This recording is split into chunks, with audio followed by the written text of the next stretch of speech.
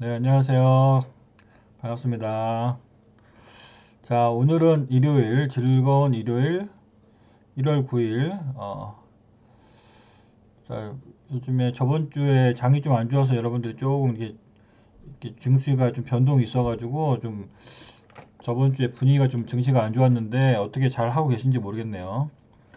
일단은 유튜브 올리는 시간 좀 생각해 봤는데 일요일 날 한 6시에서 7시 정도로 올리려고 해요. 이제 정기적으로 올리는 거는 일요일 날, 왜냐면은 주말에 또 직장인분들은 주말에 보시는 분들도 꽤 있어서 일요일 날 좀 일찍 올리면 좋은데, 하여튼 토요일은 저도 하루를 좀 쉬어야 될 거 아닙니까? 그죠? 월요일부터 금요일까지 주식을 저도 계속 장을 보고 생각을 하기 때문에 토요일 하루 정도는 주식 전문가들도 토요일 하루 정도는 주식 생각을 하기가 싫거든. 그렇기 때문에 일요일 날 유튜브 영상을 올리는 게 맞는 것 같고, 근데 일요일 날 좀 정리를 해가지고, 좀 자료 정리해가지고 올리면 저녁 한 6시, 7시 정도 될 것 같아요. 그러면 저녁에 보실 분들은 또 일요일 저녁에 보실 수 있으니까, 하여튼 일요일 날 올리는 걸로 하겠습니다. 한 6시 정도 해가지고, 그렇게 좀 생각을 하시고, 그리고 또 지금 뭐, 정신 교육을 잠깐 하자면, 마인드 교육을 잠깐 하자면, 우리가 우리가 이제 그 뭐야 주식으로 돈 버는 것도 결국에 행복하기 위해서 우리가 돈을 버는 거잖아요. 그리고 가족들하고 또 우리 또 주변 사람들하고 행복하기 위해서 주식 투자도 하고 부동산 투자도 하고 하는 건데 뭐 일단은 주식 투자 하다 보면은 여러 가지 일이 있는데 하여튼 웬만하면 좀 우량주 위주로 해야지 크게 실패가 없다. 그리고 지금 주식으로 돈을 번 사람이 그러니까 여러분들 주변에 주식으로 돈 번 사람들이 별로 없기 때문에 주식 투자가 좀 어렵게 느껴질 수도 있는데 주식 투자로 돈을 번 사람들은 잘 얘기를 안 해.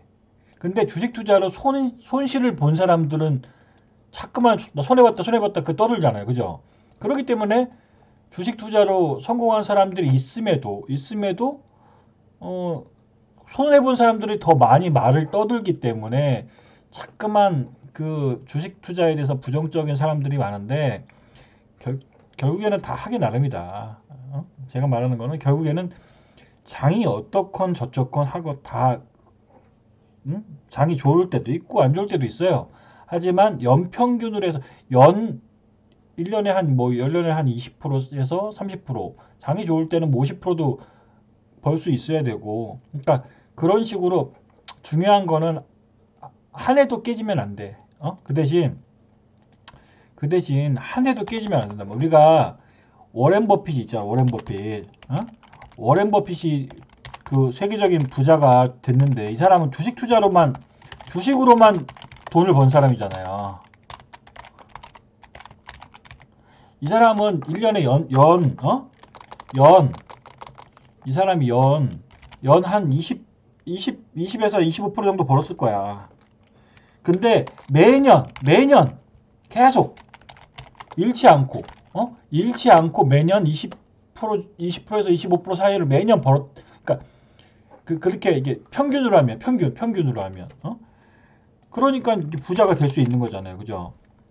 이건 평균으로 워렌 버핏이 평균으로 뭐 몇십 년 동안 그 연평균을 해보니까 그래도 한 20에서 25% 정도는 벌었다 하더라. 그래서 그게 복리로 따지면 계속해서 그게 눈덩이처럼 그 돈이 굴러가가지고 나중에 큰 부자가 된 거잖아요. 그죠?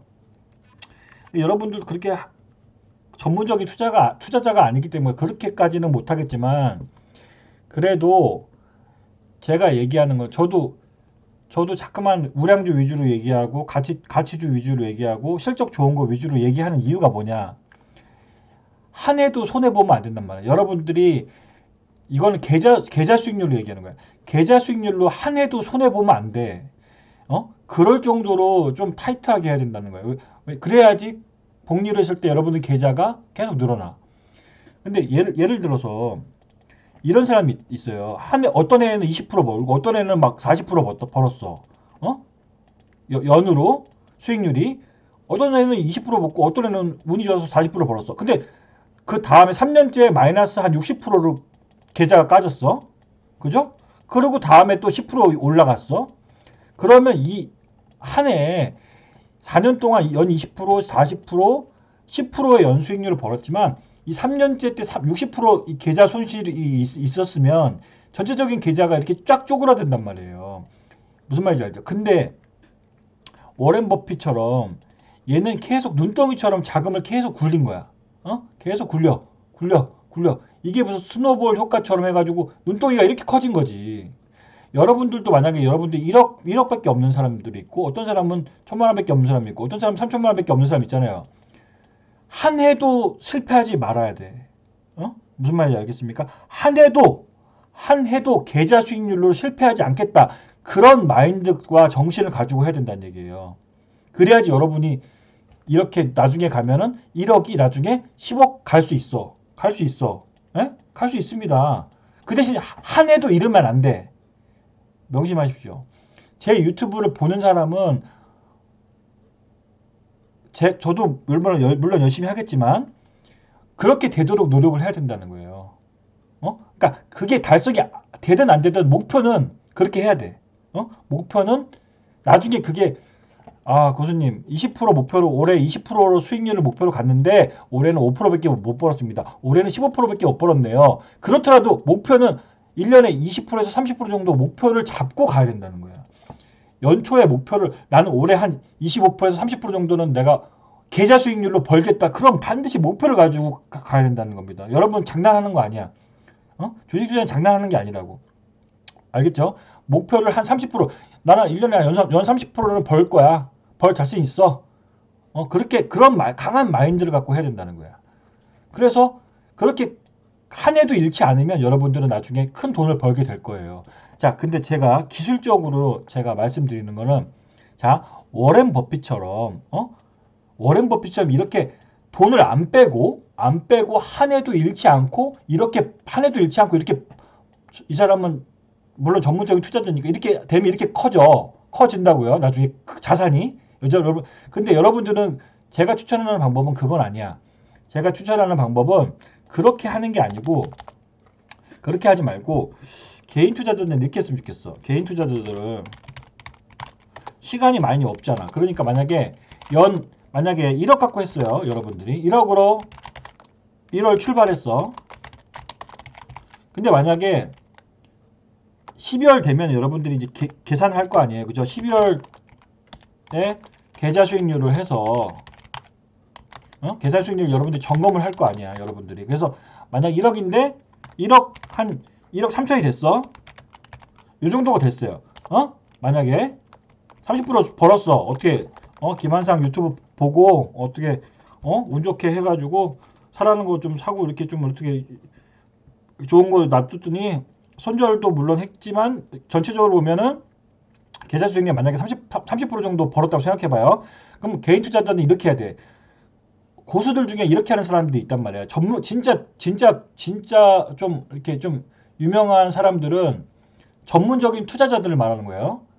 전문적인 투자자들 이렇게 하는 사람들이 있어. 이렇게 하면 1억으로 시작했는데 12월 달에 1억 3천이 됐잖아요. 그럼 3천을 빼. 어디로? 여러분들 은행 계좌로 빼란 말이에요. 그럼 그리고 나서 또 다음에 1월 달에 또 1억으로 시작해. 뭔 말인지 알겠습니까? 그러니까 워렌 버핏 방식하고 다른 거야. 그러니까 개인들은 그렇게 해야 돼. 그리고 왜냐면 우리나라 증시가 여러분들도 저번 주에 느꼈겠지만 변동이 장난이 아니야. 이렇게 막 코스닥이 막 특히 코스닥이 1050포인트 갔다가 막 950포인트가 빠졌다가 이렇게 변동이 크죠. 따라서 여러분들이 번 돈이 있다고 해도 번 돈이 있으면 여러분들은 주식을 사게 된다고. 그죠? 여러분들이 1억 3천이 벌었다고 쳐도 나중에 1억 3천만 원 번 돈을 주식을 사게 된다고. 계좌에 넣어놓으면. 그렇기 때문에 번 돈을 자꾸만 초보 투자자일수록 번 돈을 자꾸만 은행 계좌로 옮겨 버릇하라 이겁니다. 무슨 말인지 알겠죠? 그래서 또 1억으로 하는 거야. 또 다음에 1억으로 하는 거라고. 이걸 하나의 팁을 드리는 거예요. 다음 해에 또 1억으로 시작하라. 그 다음에 또 만약에 근데 또 1억 2천이 됐어. 20% 정도? 20% 정도 수익이 봤어. 그러면 또 12월 말에 12월 31일에 2천을 빼. 2천만 원을 출금하란 말이에요. 뭔 말인지 알겠죠? 꿈 같은 얘기 아닌데, 이거지. 여러분, 할 수 있어요. 할 수 있어. 예? 무슨 말인지 알죠? 그러면 어떻게 되냐면, 이 3천만 원 뺐죠? 은행 계좌로 입금해. 그 다음에 2천만 원 뺐죠? 입금해. 은행 계좌로 번 돈. 또 다음에 또 1억을 출발해. 이런 식으로. 워렌 버핏처럼 하지 말고 여러분들은 그렇게 하라고. 그러면 나중에 여기에 5천만 원 쌓인단 말이에요. 그죠? 은행 계좌에 5천만 원은 비상금으로 놔둬. 그러면 1억으로 또 출발해. 근데 또 장이 만약에 1억으로 출발했는데 이게 만약에 장이 안 좋아서 이게 마이너스 한 90%, 그러니까 1억 9천만 원이 됐어. 그죠? 그럴 수 있잖아. 그죠? 9천만 원이 됐어. 그러면 장이 폭락해서, 아니 8천만 원이라고 하자. 8천만 원이 됐어. 8천만 원이 됐어요. 장이 안 좋아졌어. 막 폭락을 했어. 그러면 자 1억이 8천만 원, 이건 아직 안 팔았어. 계좌 수익 계좌로 주식은 그대로 있고, 주식 평가손이야. 평가손. 주식은 안 팔았는데 그대로 있어. 근데 8천만 원이 됐어. 그러면 어떻게 되냐? 그럼 주가가 많이, 여러분들 지수가 많이 빠져 있겠지. 그죠? 지수가 많이 빠져 있을 거 아니에요. 1억으로 좋은 주식을 샀는데 장이 안 좋아서 8천만 원이 됐어. 그럼 2천만 원 손실 봤잖아. 그래도 여러분 5천만 원 번 돈이 있잖아요. 그죠? 번 돈 있지. 그럼 그때 장이 폭락했을 때 그때 이 5천을 계좌로 옮겨. 옮겨. 그래가지고 여러분들이 갖고 있는 좋은 주식을, 기회라고 생각되는 주식을 더 사. 장이 안 좋아서 폭락해서 빠졌을 거 아니에요. 이 5천을 그때 유용하게 써먹으란 얘기예요. 뭔 말인지 알겠습니까? 여러분이 1억 5천 있었잖아. 그럼 다 산다고, 주식을. 근데 1억으로 출발하면 이게 장이 또 빠질 때 있잖아. 폭락. 우리나라에 1년에 한 3번, 4번은 우리나라가 가끔씩 폭락이 오잖아요. 그죠? 그럴 때 유용하게 이 5천을 이용해서 또 단타를 치든 뭘 치든 5천만 원을 긴급하게 투입해서 5천만 원으로 한 10%만 먹는 생각해봐. 그러면 5천에서 10%만 단타 쳐서 먹는다 생각하면 5,500이 되죠. 5,500이 되죠? 5,500이 되죠. 그러면 5천만 원 그러면 또 500만 원 먹고 또 이게 5,500을 일로 빼. 무슨 말인지 이해가 돼요? 이런 식으로 해가지고 안 빼도 되고, 여기서 5,500을 여러분들이 진짜 좋다고, 나는 이 종목에 승부를 걸었어. 그러면 5,500만 원을, 이 5천만 원을 넣어가지고 그 종목을 물타기 해서 뭐 하든 신규 종목을 추가하든, 만약 그래서 이 8천만 원이 그럼 8,500이 되겠죠. 그죠? 8천만 원이 8,500이 될 거 아니야. 그러면 근데 연말 돼서 또 한 20% 정도 수익이 났어? 그럼 이게 또 1억 1,500만 원이 됐어. 그죠? 1억 아니 그렇죠? 또 그러면 연말에 12월 말에 1억 한 7천이 됐어. 무슨 말이야? 이렇게 되면 이 7천을 빼란 말이에요. 야, 이건 실전적인 얘기야. 위기의 순간에 폭락장일 때 5천 투입. 5천 투입? 그러면 5천 투입이 어떻게 되냐? 그러면은 8천만 원 계좌 손실이지. 플러스 5천만 원이 되죠. 이 얘기를 내가 왜 하고 있냐면 이것도 중요한 거야. 그러면 그때 평가손이 그럼 1억 3천이 되잖아. 그죠? 그죠? 1월 달에 만약 1월 달이었으면 1월 달이 있으니까 이 정도 되잖아요. 그죠? 1월에 장이 폭락장에서 근데 또 장이 또 폭락하다가 또 갑자기 또 급반등하잖아. 그죠? 근데 12월 돼서 김한상 고수가 사라는 거 좀 사고 몇 개 이렇게 수익을 또 급등하는 종목도 몇 개 팔았더니 이게 1억 7천이 됐어. 그죠? 그럼 다음에 어떻게 하냐고. 그럼 또 1억만 남겨. 1억만 남겨. 뺀다. 얼마 빼야 돼? 7천만 원 빼야 돼. 이해됩니까? 이거? 아유, 내 얼굴 있네. 이거 뭔 말인지 알겠죠? 위기의 순간에 이 3천만 원, 5천만 원 출금한 이 위기의 순간에 5천만 원이 이 5천만 원이 장이 폭락할 때 중요한 또 종잣돈이 된단 말이에요. 그럼 그때 평가손 1억 3천이지만 어쨌든 우리는 1억에서 시작했잖아. 그죠? 1억에서 시작했잖아. 그렇기 때문에 1억 3천이 폭락할 때 1억 3천이지만 연말에 또 우리가 좋은 종목을 우량주를 들고 버텼더니 또 올랐어. 그 대신 우량주에 한해서 잡주하라는 소리 아니에요. 우량주 위주로 했을 때 우량주들은 반드시 올라온다는 그런 강한 컨백션을 가지고 할 때 이게 만약에 12월달에 1억 7천이 됐어. 그럼 여기서 5천만 원 투입한 거를 어떻게 할 거냐고. 이거를 냅두지 말고 여기서 5천만 원 투입했잖아요. 이 돈 다 7천만 원 번 걸 다시 빼라고. 그러면 은행 계좌는 얼마가 있을까요? 은행 계좌는 얼마 있을까? 7천만 원이 생기겠죠. 그러면 아까 5천만 원보다 늘어났어요? 줄어들었어요? 늘어났잖아. 그럼 다시 또 1억, 연초에 또 1억만 남기고 또 빼. 이런 식으로 해야 된다. 그러면 계좌에 얼마 남아? 7천만 원 남았어요. 그럼 몇 년 동안 해가지고 1억으로 돈을 시작해가지고 계좌에는 7천만 원이 남아있고 주식은 또 1억이 된단 말이에요. 그럼 1억 7천이 되는 거잖아. 이런 식으로. 이런 식으로 해야 된다. 여러분들은. 왜냐하면 여러분들이 워런 버핏처럼 실력이 안 되기 때문에 그런 거야. 무슨 말인지 알겠죠? 워런 버핏처럼 여러분들이 실력이 되면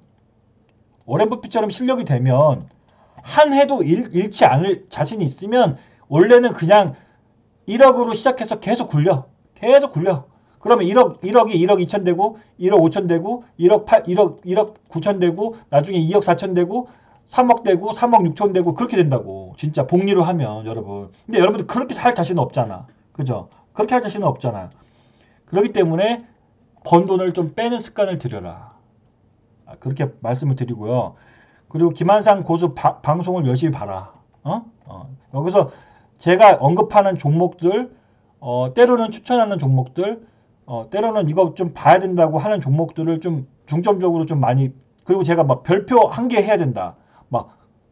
이런 종목들은 중기로 좀 가져가도 괜찮다. 이런 종목도 제가 좀 얘기하는 종목도 있을 거예요. 그런 종목들 좀 보고, 그렇다고 뭐 제가 무조건 10개를 추천했는데 10개를 다 맞출 수는 없어. 손절도 때로는 나가겠죠. 하지만 전체 계좌를 봤을 때는 수익을 볼 확률이 높다. 수익률은 항상 계좌 수익률을 말하는 거예요. 여러분 한 종목으로 뭐 50% 먹을 거 중요하지 않아. 계좌 수익률로 여러분들이 얼마를 벌었느냐. 그게 중요한 거고 반드시 여러분들이 포트폴리오, 종목에 대한 포트폴리오를 반드시 짜가지고 5개에서 개인 투자자들은 5개에서 10개 정도 그 사이로 포트폴리오를 짜가지고 10개가 넘어가면 여러분들이 좀 힘들 거야. 왜냐하면 여러분들이 금액이 막 10억 있어. 막 그런 사람들은 10개는 좀 부족해요. 근데 보통 여러분들이 막 3천만 원, 5천만 원 막 그 정도 하거든. 평균 개인들이. 그러면은 5개에서 10개 종목 정도가 적당하단 말이에요. 이게 10개가 넘어가면 여러분들이 힘들어져. 관리가 안 된다고 그러죠. 무슨 말인지 알겠죠. 그래서 그 대신 여러분들 5억이 넘어가는 사람들은 10개가 넘어도 됩니다. 5억이 넘어가는 사람들은 10개 갖고는 부족해. 좀 더 분산한다는 측면으로 하고. 그리고 뭐 잔소리 하는 김에 하나 더 하면 여러분들이 제가 항상 그러잖아. 주식 투자로 성공을 한다는 거는 결국에 돈을 번다는 거예요. 그죠? 우리가 시간을 투자하면서 젊은 사람들은 시간을 갈아 넣는다고 하더라. 시간을 갈아 넣으면서 여러분들이 김한상 주식 유튜브를 보는 이유가 뭡니까? 돈을 벌려고 하는 거야. 그죠? 주식 투자로 성공하기 위해서 보는 거잖아요. 그죠? 근데 제 방송을 보면은 성공하게 할 자신은 있어. 여러분들 회원이든 아니든 자신이 있는데 중요한 거는 여러분들이 돈을 번다. 그러니까 주식 투자라는 수단에만 너무 얽매이지 마라. 이거는 돈을 버는 방법은 다양해요. 여러분, 다양해. 돈을 버는 건 사업으로 돈을 벌 수도 있고 주식 투자로 돈을 벌 수 있고 부동산으로 벌 수 있고 다양해. 여러분들이 직장에서 돈 벌 수 있고 돈을 번다는 방식은 다양하다. 하지만 자본주의 국가에서는 돈을 버는 루트를 다양화시켜야 된다. 사업 자금 그리고 주식 투자 자금 부동산 이것도 분산화해야 되는 거야. 그래가지고 그래서 돈을 번다는 거를 그러니까 주식 투자는 수단으로서의 주식 투자를 하는 거지. 여러분 저는 주식 투자가 재밌어요. 재밌어서 이렇게 하는 거예요. 응? 유튜브도 재밌어서 하는 거야. 근데 그런 사람 있잖아요. 여러분들이 그러니까 목적으로 그러니까 무조건 돈만 벌려고 그거에만 집착하지는 않았으면 좋겠어요. 돈을 위해서 그냥 막 안 좋은 주식도 막 잡주 사면서 막 그냥 도박처럼 주식 투자하고 그렇게는 안 했으면 좋겠다는 거예요. 주식 투자는 행복해야 된다고. 주식 투자는 행복한 주식 투자가 돼야 된다는 거예요. 행복한 주식 투자가. 내가 좋은 우량주 사서 마음이 편해. 그러니까 마음이 편해야지 주식도 잘 되는 거야. 여러분들이 잡주를 사고 이상한 주식을 샀을 때 운 좋게 막 30% 먹을 수는 있지. 물론 그럴 수도 있지. 하지만 마음이 불편한 주식 투자를 하지 말라는 얘기입니다. 여러분들이 바쁘다 보면은 주식 투자 실패하는 건 다양하지만 마음이 불편한 잡주 투자에서 실패하는 경우가 허다해.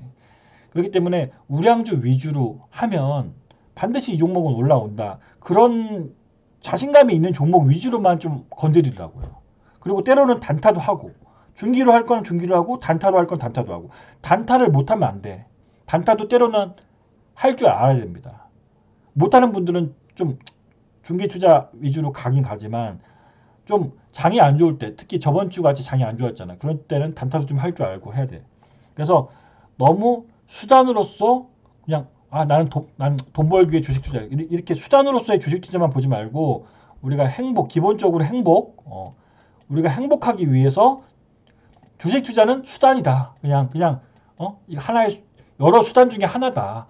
그리고 행복하기 위해서 우리는 주식 투자를 하는 거다. 그리고 경제적 자유는 두 가지 자유가 있어요. 여러분, 자유는 두 가지 자유. 하고 싶은 일을 할 수 있는 자유가 있고 하기 싫은 일을 안 할 수 있는 자유가 있는 거예요, 여러분.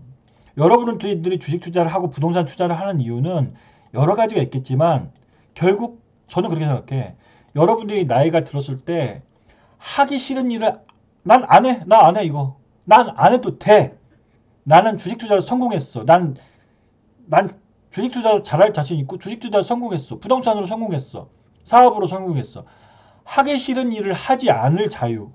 자식들에게는 가난을 되물림하지 않고 싶은 그런 마음가짐. 하기 싫은 일을 자식들한테 시키지 않아도 될 그런 자유. 그런 거를 여러분들이 원하는 거 아닙니까? 그죠? 하고 싶은 일만 할 수는 없어. 때로는 여러분들이 직장에서 하고 싶은 일만 할 수는 없잖아요. 그죠? 근데 직장 때려치고 여러분들이 주식 투자로 성공하고 부동산으로 성공하면 여러분들이 하기 싫은 일을 더 이상 하지 않을 자유를 얻게 된다고. 프리덤. 자유를 얻게 된단 말이에요. 그걸 위해서 우리는 하는 거야.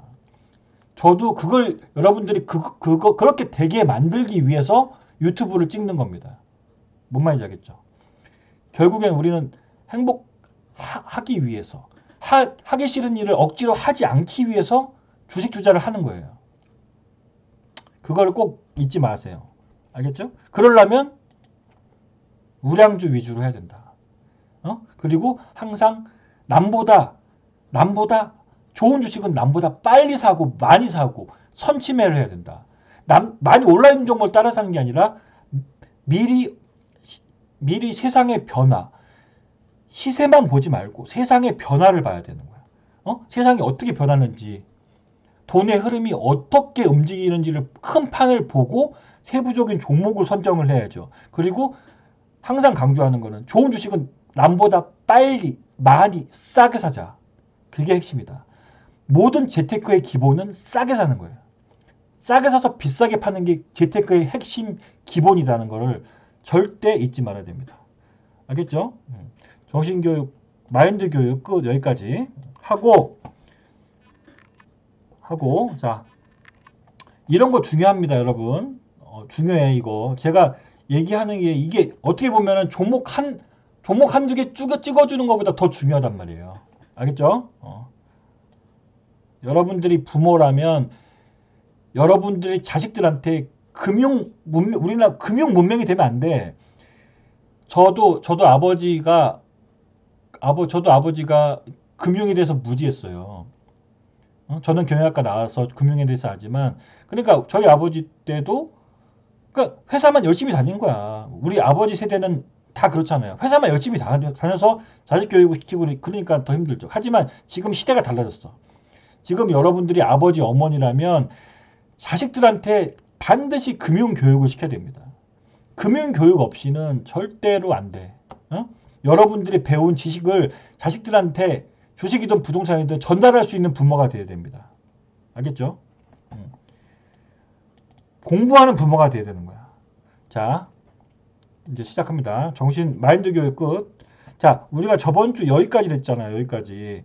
근데 진짜로 안철수 관련주가 진짜로 많이 올라갔더라고. 까뮤 ENC 같은 거 생각보다 더 많이 올라갔어. 나는 까뮤 ENC가 한번 가긴 갈 거라고 생각했는데 봐봐요. 이렇게 돼버렸어. 까뮤 ENC가 이렇게 가버렸어. 안철수가 그만큼 지금 지지율이 올랐다는 거죠. 그죠? 뭐 안랩 이런 애들. 이런 애들 안랩. 그러니까 안철수가 이거는 제가 그랬잖아요. 그러니까 너무 시세를 보지 말고 세상의 변화를 보라는 게 이런 거야. 안철수 지지율이 4%에서 지금 15%까지 올라갔어요. 그러니까 관련 주식들이 올라가는 건 당연한 거죠. 이런 걸 봤을 때 우리가 세상의 변화를 봐야 된다. 우리가 세상의 변화, 우리가 뉴스를 보는 이유가 뭡니까? 주식 투자로 자꾸만 연관을 시켜야 돼. 그래서 까뮤 ENC 같은 거 저도 한번 잡주는 저는 얘기 안 했지만 까뮤 ENC나 이런 거는 저는 올라갈 거라고 생각을 했거든. 근데 이렇게까지 많이 올라갈지는 몰랐어. 저도. 여기서 막 저는 원래 3,000원 언더에서 제가 저번 주에 얘기했잖아요. 여기 3,000원 언더 2,900원 얘기했는데 이렇게 막 상한 가고 난리 났더라고. 근데 이거 지금은 사면 안 되고 어쨌든 안철수 관련 주식들은 좀 더 이제 붙임은 있겠지만 어쨌든 좀 봐야 될 것 같고 그리고 1월 주요 경제 일정이 이건데 이건데 일단 CS는 이제 어차피 이제 끝났잖아요. 그죠? 이제 끝났기 때문에 자율주행 로봇 뭐 이쪽 전기차 이쪽 이슈는 좀 이제 한풀 좀 꺾일 수가 있겠죠. 근데 최근에 로봇 관련주가 움직이는 거는 삼성전자가 M&A 쪽을 로봇으로 할 가능성이 크다. 그래서 올라가는 건데 그쪽은 너무 이제 추격 매수할 건 없고 요런 게 있고 이번 주 이슈는 이제 요 JP모건 헬스케어 컨퍼런스 중에서 바이오 일부 관련 주식들이 또 꿈틀꿈틀 되겠죠. 근데 바이오 주식은 별로 얘기하고 싶진 않고 한국은행 금융통화위원회 14일에 하는데 금요일이죠. 금요일에 하는데 금리를 저는 0.25 정도 한번 더 추가로 올릴 가능성이 있고 요거 1월 달에 요거 올리면은 이제는 상반기 때는 좀 얘네들이 좀 관망하지 않을까. 저번 달 12월 달에 올렸기 때문에 1월 달에 0.25% 왜냐면 물가가 너무 오르기 때문에 이걸 막아야 돼. 그래서 0.25%를 올리면 우리나라가 금리가 1.25가 되는 겁니다. 그래서 여러분들 지금 은행 금리가 미리 좀 오르는 거 아시죠? 예, 은행 금리가 좀 미리 선반영해서 오르고 있다. 그래서 저는 다음 주에 0.25 정도 더 올릴 것 같아요. 그래서 대출 받으실 분들은 좀 빨리빨리 해야 된다. 이렇게 말씀드리고 그리고 FOMC 요게 중요하긴 한데 요건 25일, 26일인데 미국이 3월 달에 원래는 3월 달에 이게 금리 인상이 원래는 4월 이후에 금리 인상이 될 줄 알았는데 저번 주에 우리나라 지수나 나스닥이 4일 연속 빠지고 우리나라 코스닥이 이렇게 1040에서 빠진 이유가 미국에서 금리 인상을 좀 더 생각보다 빨리 할 수 있다는 얘기예요. 그래서 이게 지금 보면 미국의 3월 기준금리 인상 확률이 1개월 전에는 32%밖에 안 됐어. 근데 최근에는 미국이 3월달에 기준금리 인상 확률이 벌써 75%까지 올라갔단 말이에요. 그러니까 미국 나스닥이 충격을 받는 거죠. 나스닥 기술주들이 막 충격을 받잖아. 지금 4일 연속 빠지죠. 그러니까 나스닥이 영향을 받으니까 코스닥도 당연히 빠지지. 근데 자, 코스닥 차트를 한번 보면 코스닥 제가 이 차트 몇 번 보여드린지 모르겠어. 이거 제 구독자분들은 이거 몇 번 봤을 거야. 그죠? 그러니까 우리나라 코스닥 지수는 제가 기본적으로 우리나라 코스닥 지수는 거래소보다는 고평가됐다고 그랬죠. 저는 거래소 지수는 걱정을 안 해. 삼성전자, 현대차 같은 좋은 기업이 많이 있기 때문에 거래소 지수가 막 폭락이 나오는 그런 거는 폭락 나오면 기회지. 근데 코스닥은 상당히 고평가된 잡주들도 많고 개인 투자자들 비중이 많기 때문에 코스닥은 뭐에 따라서 움직인다? 심리에 따라 움직인다. 심리와 수급인데 제가 항상 그랬잖아. 그죠? 코스닥은 맨날 1040, 50만 가면 두들겨 맞잖아요. 이게 몇 번째입니까 도대체. 그죠? 1040, 그러니까 여러분들 그냥 패턴으로 인식을 해. 코스닥 1040, 1050 가면은 그냥 무조건 주식 비중을 여러분들이 알아서 코스닥 종목 중에서 여러분들이 줄여야 된다. 이것만 봐도 알 수 있잖아. 1050, 저도 물론 지수를 막 맹신하는 사람은 아닌데 그래도 우리가 너무 패턴화되어 있잖아. 이게 코스닥 1040포인트 가면 코스닥이 좀 많이 올랐네. 여기서 주식을 그냥 줄여주라. 자동적으로 줄여줘요. 줄여줘. 그러면 그 대신 여기서 많이 주식 비중을 많이 줄인 사람들은 이렇게 주식 기관 투자자 외국인 놈들이 주식을 많이 팔면 이렇게 900까지 이렇게 빠지잖아. 그죠? 빠지면 여기서는 겁먹지 말고 매수를 하니까 여기서는 겁먹지 말고 매수라니까? 그죠? 그럼 지금 여기가 950이 1차 지지선이라고 그랬잖아요. 2차 지지선은 얼마야? 900이야, 여러분. 900 안 올 것 같아요? 상반기 중에 한 번 올 수도 있어요. 이거는 맹신하면 안 돼. 알겠습니까? 900에서 950은 언제라도 또 올 수 있는 거예요. 그러니까 여러분들이 만약에 반등이 나올 때 이렇게 1030, 1040 올 때는 한 번씩 여러분들이 좀 주식으로 뭐 이득 본 거 있을 거 아니에요. 그럼 때려줘. 일단씩 탁탁탁 때려주란 말이에요. 그리고 몸집을 좀 가볍게 만들어주고 또 이렇게 만약에 950 올까? 올 수도 있어. 제가 볼 때는 올 수 있어. 3월 지금 1월이죠. 3월에 만약에 미국 여러분이 생각해봐. 상식적으로 생각해보세요. 여러분의 미국이 3월달에 금리 인상을 하면 미국 시장이 2월달에 미국 시장이 좋을까요? 나쁠까요?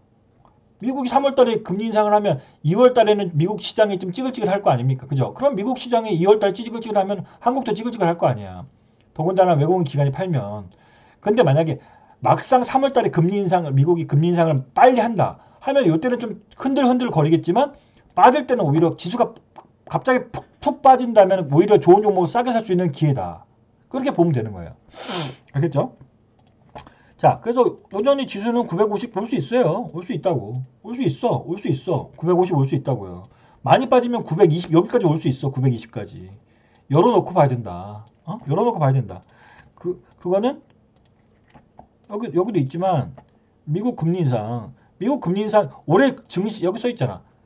지금 증권사님들이 제일 올해 증시의 가장 큰 위험 요소는 전문가들이 딱 보니까 미국이 금리 인상이 가장 올해 증시의 가장 큰 위험 요소래. 근데 미국이 3월 달에 금리를 높일 확률이 높대요. 그럼 여러분들이 어떻게 되게?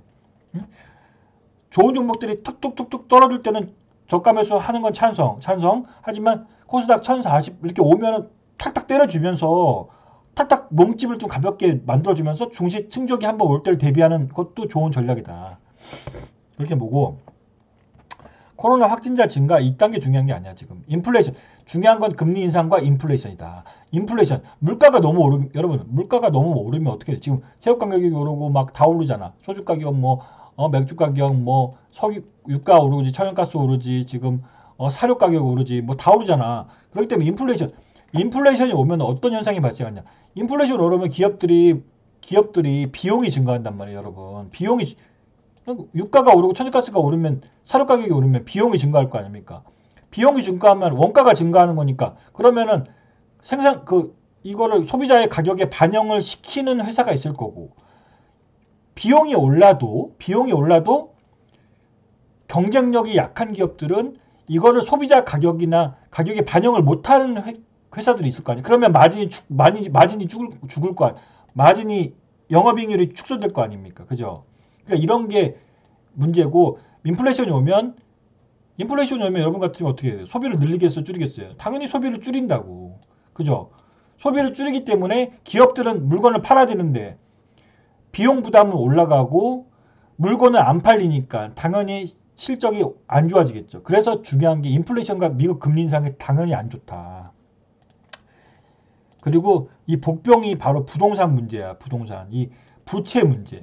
우리나라나 중국이나 문제가 고질적인 문제는 이 부동산의 부채가 과다하다는 거야. 특히 우리나라만 그런 게 아니고 중국도 지금 부동산 부채 문제가 심각합니다.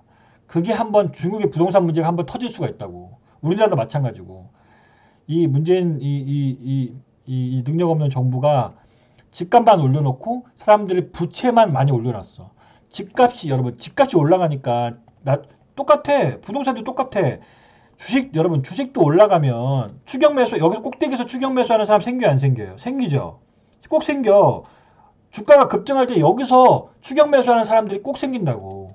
그 부동산도 마찬가지입니다. 부동산도 주가가 처음에 부동산 이렇게 오를 때는 여기서는 추격 매수가 안 생기지만 마지막에 피크 때 이렇게 오를 때는 최근에 기사 봤죠? 2030 영끌 해가지고 부동산 매수했다. 작년에 2030 영끌에서 부동산 매수했다고요. 부채 왕창 끌어들여가지고. 그럼 여기서 산 사람들은 불안해 안 불안해? 안 불안해. 대출해가지고. 그러니까 문재인 정부가 이 아마추어 정부라는 게 딱 여기서 느껴지는 거예요. 집값은 못 잡고 집값을 폭등시켜 놨는데 작년까지 부채 관리를 못했잖아. 부채 관리를 못했어요.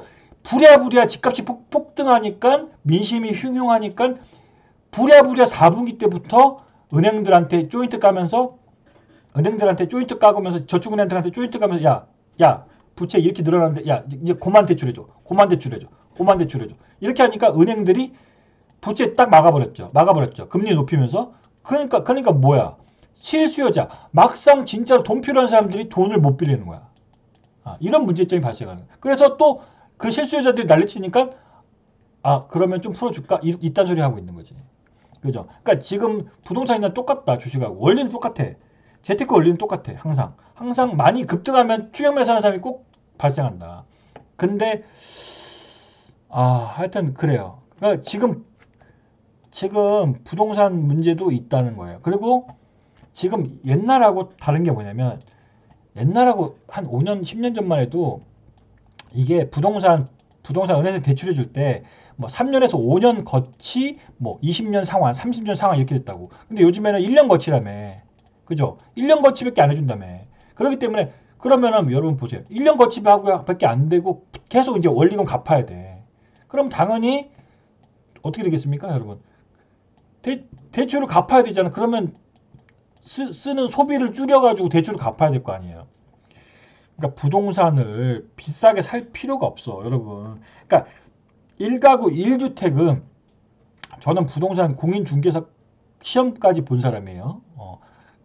부동산에 대해서 상당히 전문적인 지식을 많이 갖고 있다고.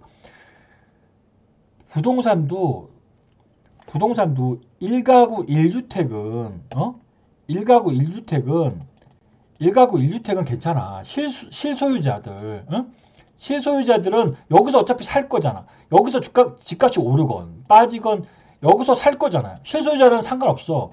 실소유자들은 올해도 집값이 만약에 역세권의 좋은 지역에 집값이 많이 좀 빠졌다. 그러면 실소유자는 사야 돼.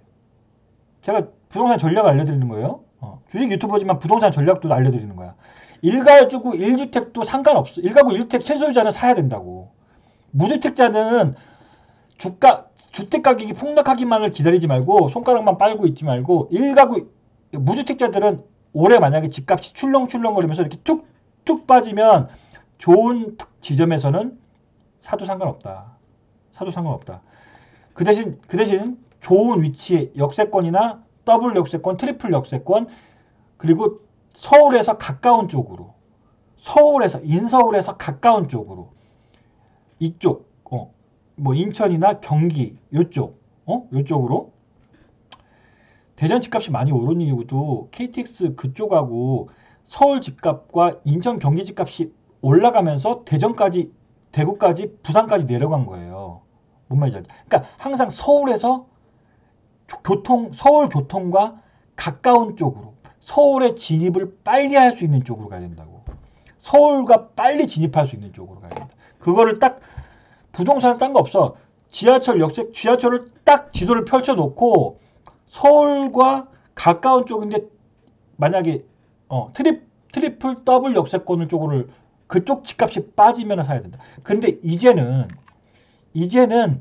옛날처럼 여러분 지금 부동산 돈 번 사람들 뭘로 본 줄 알아? 갭 투자로 돈 번 거야. 갭 투자라는 거는 이것도 내가 나중에 부동산 특강 한번 해야 되겠어. 갭 투자로 1억으로 100억을 번 사람이 있어요. 갭 투자로. 그런 사람은 어떻게 벌었냐면 한 3년, 4년, 5년, 6년 전에 지금은 갭 투자가 안 돼. 갭이 많이 벌어져 있단 말이야. 이렇게 매매가랑 그 전세가랑 그걸 갭이라고 하는데 그걸 벌어져 있는 게 아니고 이 갭 투자로 돈 번 사람 중에 똘똘한 사람들이 성공했는데 그 사람들은 1억 갖고 막 이거 70억 만든 사람도 있어. 진짜 실제로 있어. 그런 사람들 어떻게 했냐면 자, 막간 부동산 강의. 자, 만약에 1억짜리 집이 있어요. 근데 요게 전세가가 8천이었어. 근데 이게 만약에 어디라고 할까? 만약 인천이라고 해보자. 그럼 인천에 좀 인천의 역세권에 서울하고 좀 가까운 쪽에 역세권인데, 그러니까 이건 예를 들어서 아파트 해야 돼.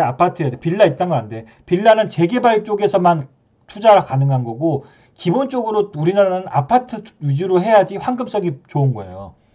그래서 1억짜리 아파트가 있었어. 근데 만약에 이 전세가와 매매가의 갭 차이가 이게 좁혀진 거를 걔네들은 산 거야. 그런 것만 다 긁어 모은 거예요.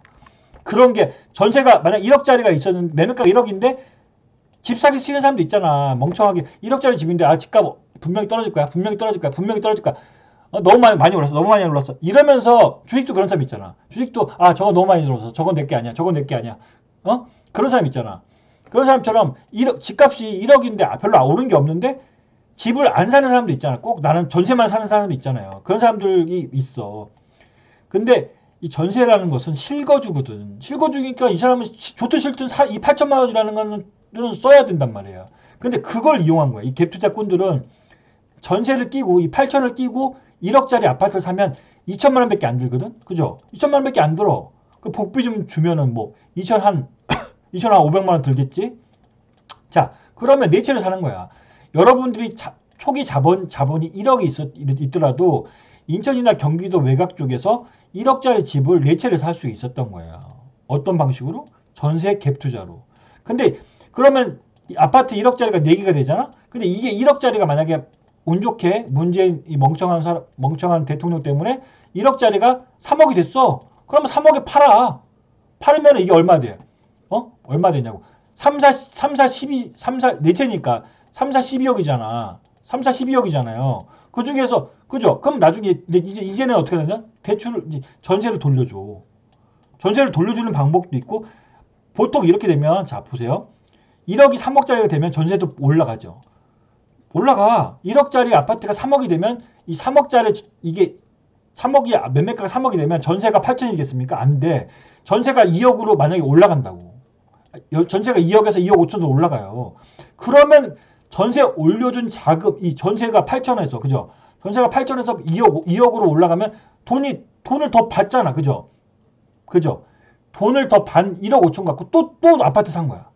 전세가 올려받은 돈 갖고 또 아파트 갭 투자하고, 또 갭 투자하고, 또 갭 투자하고, 또 갭 투자하고, 재개발 투자하고. 이런 식으로 1억에서 해서 1억을 70억까지 만든 사람이 실제로 있어요.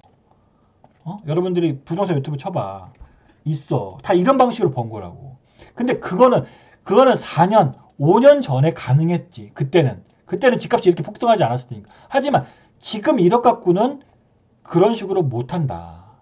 따라서 지금 1억 있는 사람은 부동산 뭐 똘똘한 한 채 사는 건 찬성이지만 지금 여러분들 같으면 1억으로 주식 투자하는 게 낫단 말이야. 주식 투자하는 것도 왜냐하면 주식 투자는 세금이 없거든. 올해까지는 세금이 없어. 여러분이 1억 갖고 2억을 벌든 3억을 벌든 다 여러분이 족족 세금을 안 내도 된다고. 근데 부동산은 양도세가 있죠. 양도세가 있다고. 그렇기 때문에 부동산은 무주택자는 주택을 오래 살아.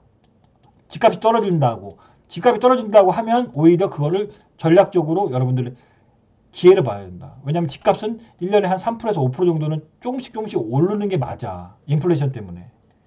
그러니까 1가구 1택은 그 대신 다주택자들은 어떻게 되냐. 다주택자들은 요번에 정권 바뀌고 어쩌고 하면은 주택이 많은 사람들은 오히려 주택을 팔면서 몸집을 줄여야 되는 거예요. 전략적으로. 왜냐? 보유세가 올라가기 때문에. 앞으로는 재산세 보유세가 올라간다고. 과표가 올라가. 표준지 공시지가, 개별지 공시지가, 상가 공시지가, 오피스텔 공시지가 다 올라갔어. 그게 이 민주당하고 문재인 정부가 그렇게 만들어 놓은 거예요. 그래서 1가구 1주택자도 보유세가 올라가기 때문에 이제는 1가구 1주택자도 정부한테 월세를 내고 사는 격이 된 거야.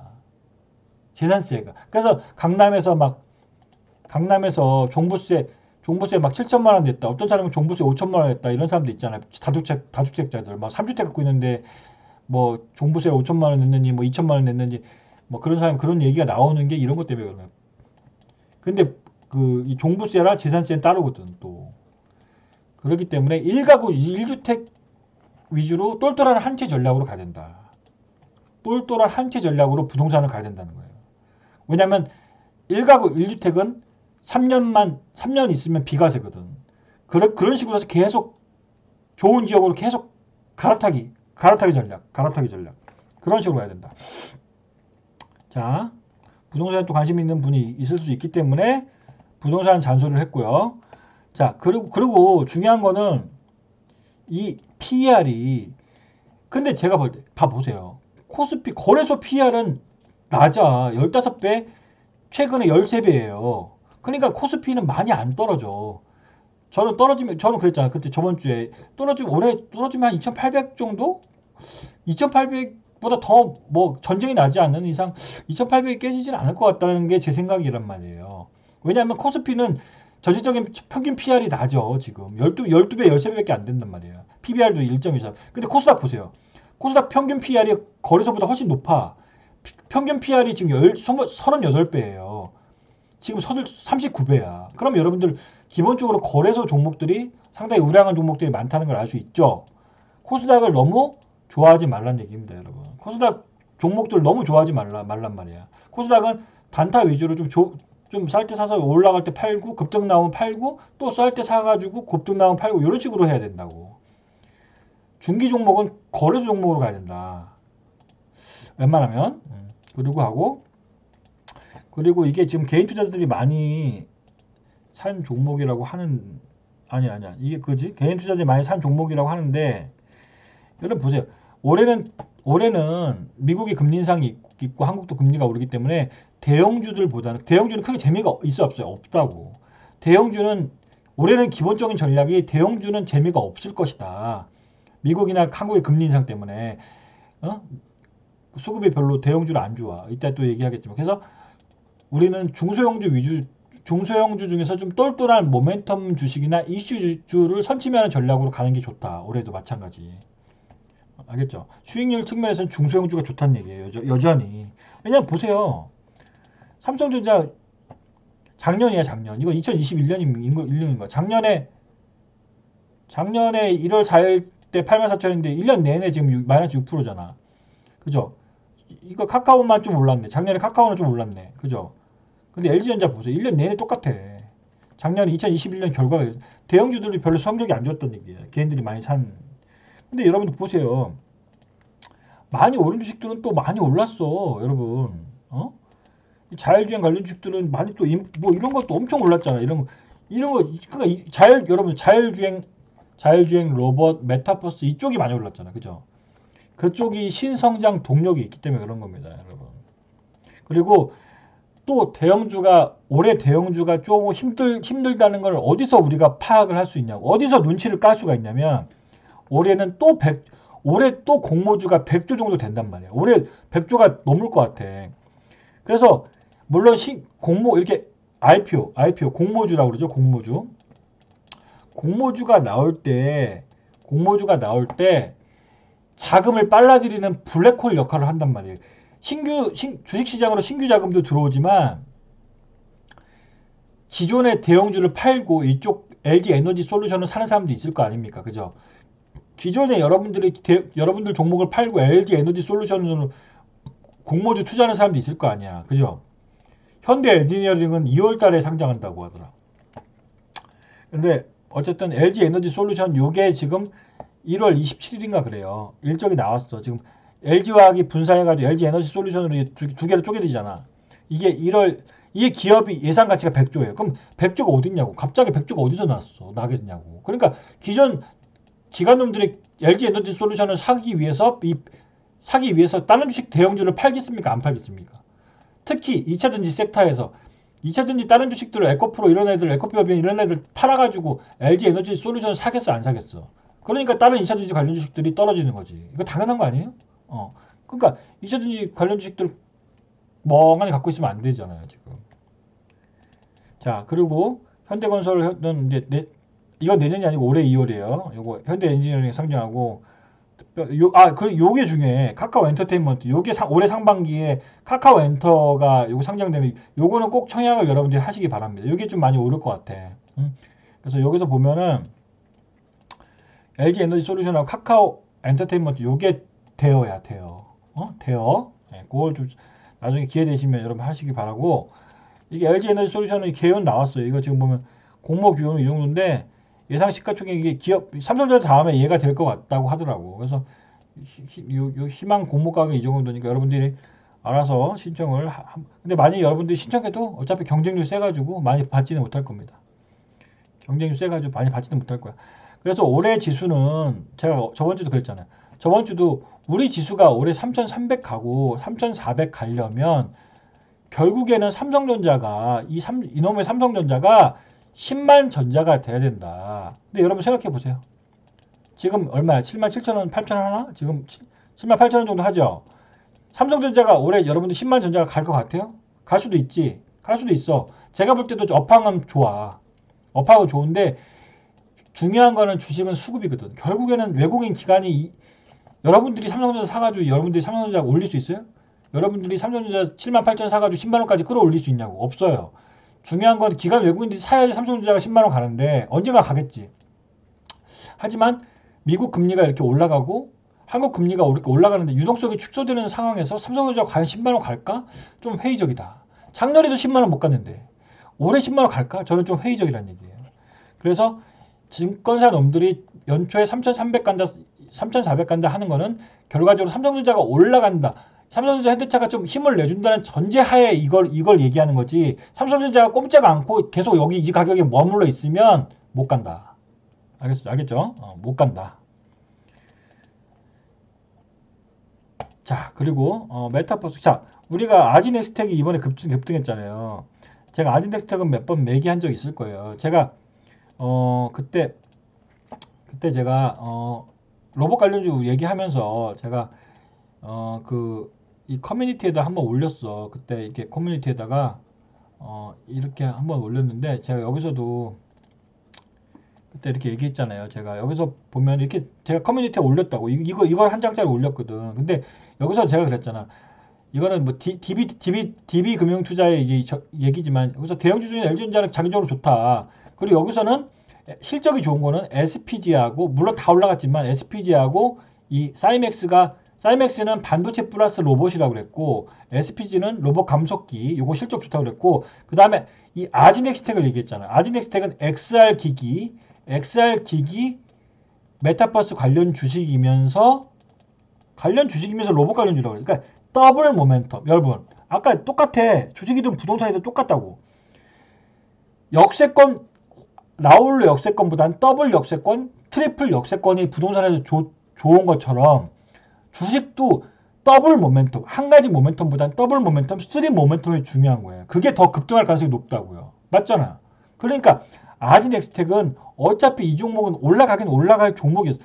언제 올라갈지가 문제지 올라가긴 올라갈 종목이었다는 걸 저는 느끼고 어차피 이 종목은 맨날 만원에서 제가 만원에서 12,000원 사이에서 맨날 왔다 갔다 했잖아요. 근데 만원을 안 깨고 자꾸만 그러는 거 보니까 요걸 한번 올라가겠다 생각했는데 갑자기 또 올라가더라고. 근데 이거를 다 보면은 다 얘기했던 거야. 옛날에 다 얘기했던 거야. 자, 보면 여러분 보세요. 이게 지금 제가 이게 작년에 8월 5일 투자불패 방송에서 메타버스 기업 중에서 눈여겨봐야 될 게 뭐 있냐. 그때 얘기하면서 메타버스 관련 주식 중에서 우리가 뭘 눈여겨봐야 되냐. 여기 딱 해놨어. 그때 얘기하면서 제가 그때 이거 작년 8월입니다. 작년 8월 자료야. 근데 여기서는 뭐 길게 봐서는 네이버 하이브 이런 거지만 다 올라왔지만 여기서 중요한 거는 그때도 이거 얘기했어. 그때도 별표 하나 하라고 했어. 여기서 XR 기기가 중요하다고 그랬잖아. XR 사업의 신규 진출. 여기도 아지넥스도 있죠? 가오미도 다 올라갔었어. 가오미도 다 올라갔잖아요. 그죠? 이게 중요하다고. XR 기기 이거 하는 회사는 아지넥스트하고 가오미디잖아. 이게 작년 8월달 방송입니다. 이게 지금 8월달 유튜브 방송이야. 역사는 돌고 돈다 그랬죠. 주식시장도 돌고 도는 거야. 그러니까 제 유튜브를 잘 계속 봐야 되는 거예요. 여기서도 보세요. 이거 얘기 다 했던 거야. 중요한 거는 XR 기기가 중요하다. 여러분 애플이 만드는 XR 기기가 나온대. 올해 나온대. 언제? 4분기. 그럼 그 4분기 때 사야 돼? 지금 사야 돼? 그죠? 애플이 XR 기기 이거 글라스 이거 출시한대잖아요.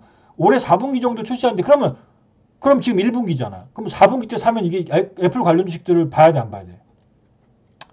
그래서 여기도 있죠.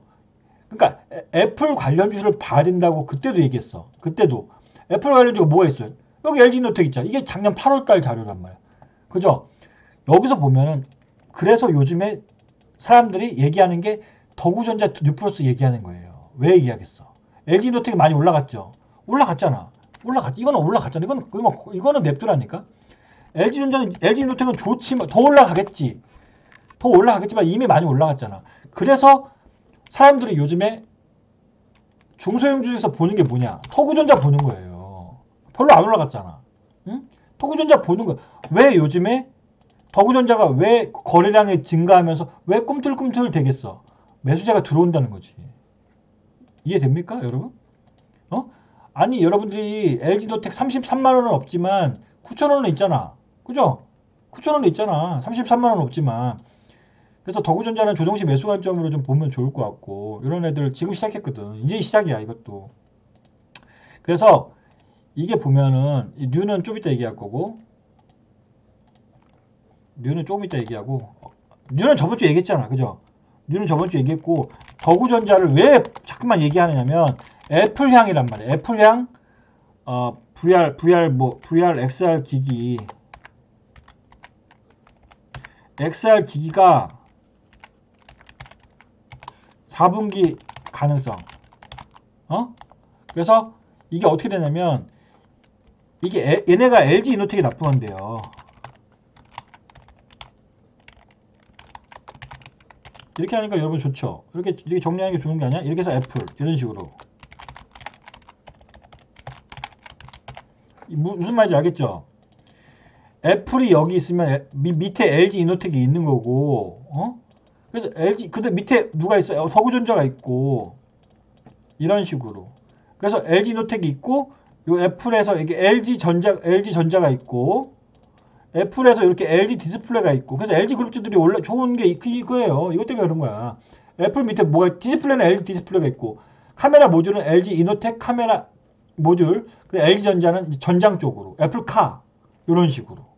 그래서 LG 그룹주들은 다 좋다. 더구전자도 봐야 된다. 알겠죠? 더구전자는 이걸 내가 기술적으로 잡아줄 필요까지는 없겠죠? 이런 애들은 지금 9,000원이, 9,000원, 제가 볼 때 빠져봤자 9,000원 같아, 요 정도. 근데 이런 애들은 이제 기본적으로 이제 버프세 이게 올라갔다 이렇게 한번 쉬었다가 또 올라갔다가 또 쉬었다 이렇게 되잖아. 이런 식으로 될 가능성이 높단 말이에요. 이해됩니까?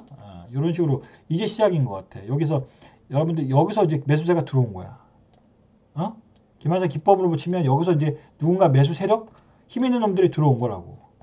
됐고 여기까지 힌트를 줬고. 자, 근데 그게 다 옛날에 8월달에 다 있었어. 근데 뉴프렉스도 있죠. 뉴프렉스는 이거는 PCB 기판인데 벌써 올라갔잖아. 여러분 올라갔잖아. 이거는 올라갔잖아. 뉴프렉스는 이거 단타야. 이제는 단타만 치는 거야. 뉴프렉스는 작년 실적이 안 좋단 말이에요. 작년에 뉴프렉스가 2021년에 적자야. 그렇기 때문에 이런 주식을 비싸게 살 필요가 없죠. 이런 데서 왜 사냐고. 급등했을 때 왜 사냐고. 이런 주식들은 단타잖아.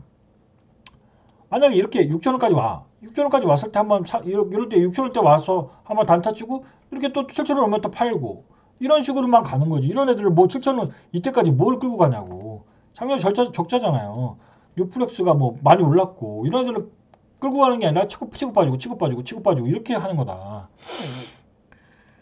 그죠? 이런 식으로 하는 거야. 그리고 뭐 말인지 알겠죠? 여기 미국도 지금 페이스북, 애플 이쪽이 오른다고 지금. 그리고 이게 다 역사는 반복된다는 겁니다. 역사는 반복된다고 그랬어. 제 유튜브를 계속 봐야 된다는 이유가. 그리고 저번 주에 뉴를 했는데 이렇게까지 자료를 제가 주진 않았죠. 이건 내가 방송에 출연하면서 이건 만든 그 적인데 이렇게까지 제가 뉴에 대해서 분석하는 건 없었죠. 이건 좀 알아두세요. 저번 주에 제가 방송 자료를 보니까 뉴도 정확한 가격을 제시했더라고. 보니까 뉴는 제가 얼마에 매수하라고 했습니까? 14,100원 얘기하지 않았습니까, 여러분? 그죠? 제가 분명히 저번 주 그 동영상을 돌려보세요. 뉴를 강조하면서 메타버스에서 ETF 3개 편입되어 있고 14,100원 14,100원 이하는 한번 매수해서 보고 중기로 끌고 가도 상관없겠다. 그 대신 1차 목표가는 17,000원 1차 목표가는 17,000원 잡고 2만원 정도 되는 거는 하반기 6월 넘어가서 2만원 된다고 그랬잖아요. 뭔 말인지 알겠죠? 근데 기관놈들이 기관놈들이 사잖아. 그죠? 보입니까? 안 보입니까? 기관이 왜 뉴를 살까? 그거는 저번 주에 다 얘기를 했습니다. 요약을 하면 제가 분명히 그것도 14,100원 얘기했어. 어? 저번 주 강의를 돌려보세요. 물론 막 올라갈 때 다른 사람도 있겠죠. 또 내 말 안 듣고. 근데 분명히 제가 14,000원 이게 14,000원 지지선이 된다고. 일자 지지선은 14,000 여기가 딱 13,900원까지 빠졌다가 이렇게 또 올라가잖아. 중요한 건 뉴는 기관놈들이 노리고 있다는 걸 반드시 명심을 하시고, 뉴의 지배 포인트는 여기 있단 말이야. 이 회사가 중요한 거는 이 밑에 자회사가 이 엔지니어 회사가 이 VFX를 한다는 얘기예요. 요거랑 뉴 스튜디오 앤 뉴라는 요 회사가 이제 무빙이라는 드라마를 만들면 이 회사가 무빙이라는 걸 만들 거 아니야. 그죠? 이 회사가 무빙이라는 걸 만들 거 아닙니까? 그래서 거기서 무빙이라는 것에서 VFX를 얘기할 거 아니야. 따라서 덱스터나 위직 스튜디오를 살 수는 없고 뉴를 사야 된다. 메타버스 관련 주식 중에서 요게 ETF 중에서 다날은 이미 올라갔고 맥스도 올라갔고 다 올라갔어. 안 올라간 게 없어. 펄어비스는 최근에 올라갔다 좀 빠졌지만 SM도 좀 빠졌지만 뉴가 가장 여러분 저평가돼 있다. 그래서 LG 디스플레이 정도, 요 정도 LG 디스플레이. 근데 LG 디스플레이는 강하게 내가 얘기를 못하는 이유가 주식수가 너무 많아. 주식수가 몇 억 주더라. 6억 주인가? 너무 많더라고. 그래서 나는 주식수가 많은 걸 별로 개인적으로 좀 안 좋아하기 때문에 그래서 뉴를 얘기한 거고. 그 뉴는 실적이 그러니까 이거잖아 지금 요거 상반기 요거 하반기 요거 요게 나올 때쯤이면 주가가 뉴가 많이 올라갔을 거다. 그래서 조인성이 하반기 때 얼굴을 자꾸만 TV에 비치면 그때 주식을 팔면 된다. 오케이? 그리고 뉴의 실적을 마지막으로 딱 보면 작년에는 코로나 때문에 영업이익이 한 10억 정도밖에 안 되는데 그래도 올해는 디즈니랑 계약을 해가지고 실적이 좋아질 거다. 디즈니랑 계약을 했기 때문에 장기 계약을 했단 말이에요. 디즈니랑. 그래서 실적이 좋아질 것이다. 됐죠?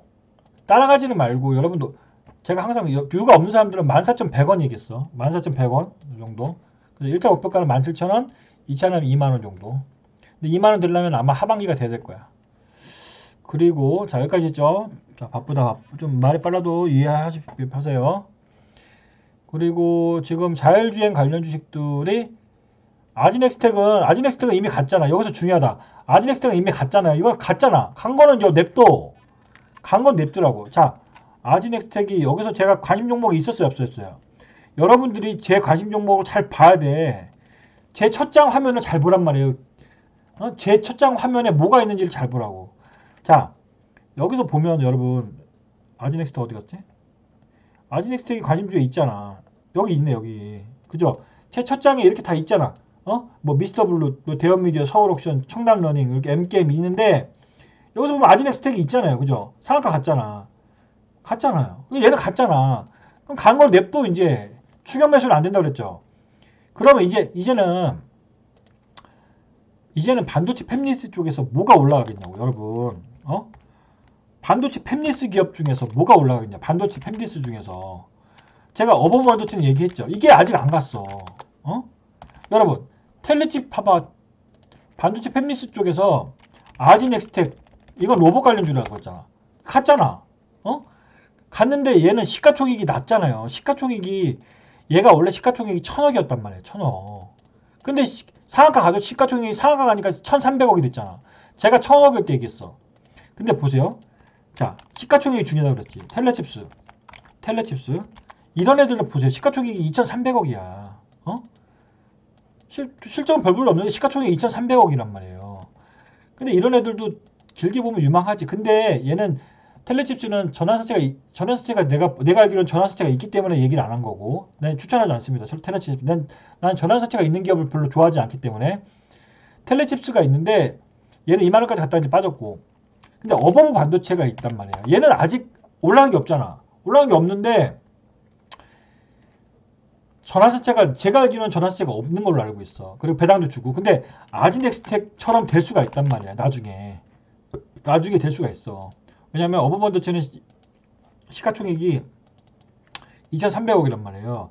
2,300억인데 1년에 한 150억 정도 150억에서 200억 정도 번단 말이에요. 그렇기 때문에 상당히 똘똘한 기업이야. 근데 이런 애들은 지금은 기관놈들이 기관놈들 건드리긴 건드리네. 기관놈들이 좀 맛배기로 건드리죠. 근데 만약에 이거는 맛배기로 건드리는 거잖아. 맛배기로. 만약에 기관놈들이 이거 하루에 5만 주만 사봐.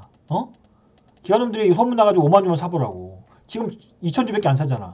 만약에 소문 나서 5만 주면 사보라. 이거 바로 10% 올라갑니다. 이거. 뭔 말인지 알겠죠? 지금 올라간 게 없어. 반도체 팹리스 기업을 잘 보라. 반도체 팹리스 기업 중에서 얘의 모멘텀은 뭐냐? 이렇게 해주니까 여러분 좋죠? 이렇게 쳐주니까 좋아 안 좋아? 좋죠? 이거는 원래는 가전칩 MCU 기업이란 말이에요. MCU 기업이란 말이에요. 아이씨, 또 얼굴이 가리네. 가전칩 기업이 MCU 만드는 기업인데 마이크로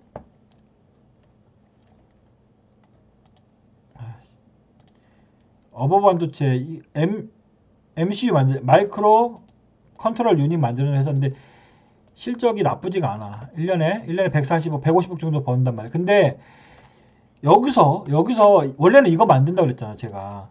원래 이거 만드는데 여기서 신사업을 지금 가려고 하고 있단 말이야. 근데 이게 지금 아직 소문이 안 난 것 같아요. 좀 똘똘한 사람들은 이걸 지금 파악하고 있는 것 같은데 아직 소문이 안 났어. 이게 지금 자율주행 쪽으로 사업을 진출한다는 소문이 있어.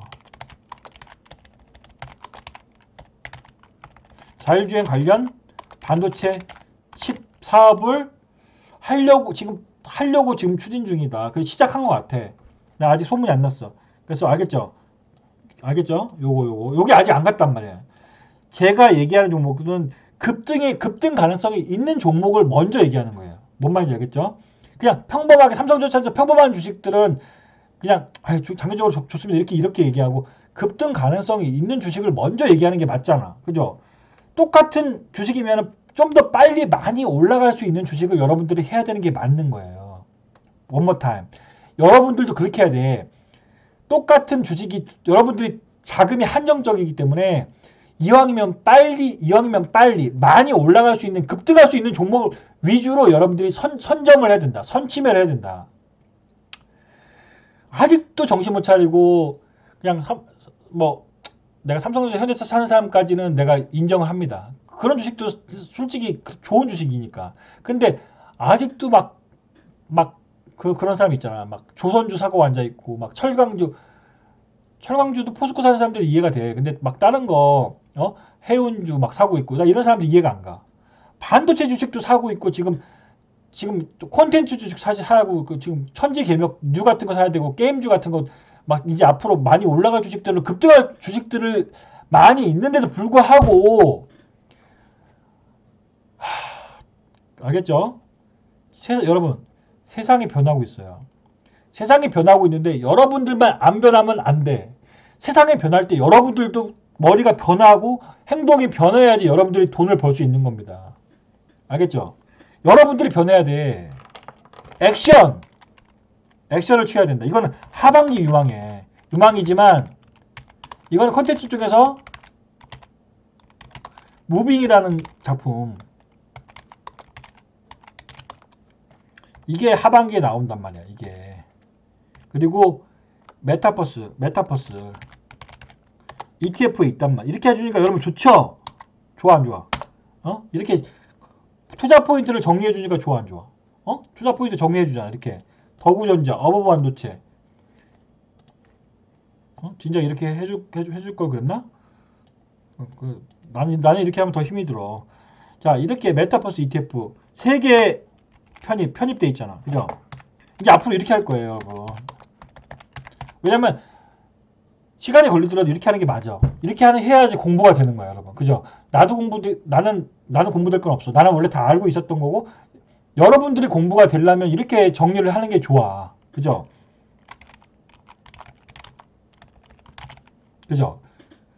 많아, 이렇게. 이게 또 있잖아. 이게 또 자회사의 가치.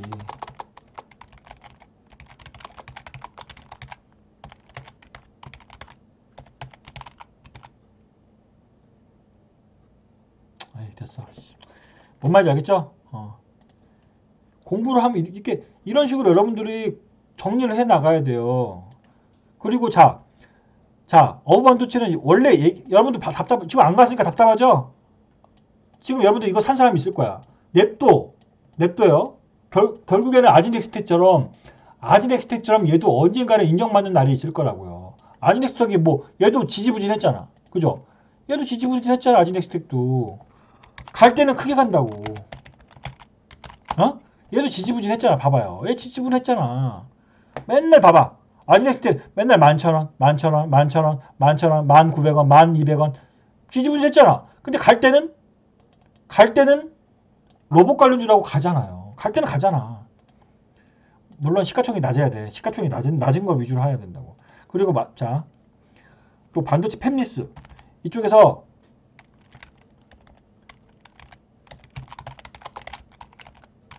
이거 동원 아나텍을 또 오늘 얘기할 겁니다. 신규 이렇게 하는 게 맞아. 동원 아나텍에 대해서 오늘 이거 별표 한 개 합니다. 별표 한 개 하는데 최근에 선수들이 좀 들어와. 응?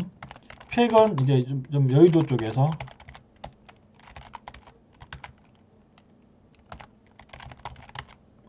이렇게 쓰면 여러분 이해가 되나?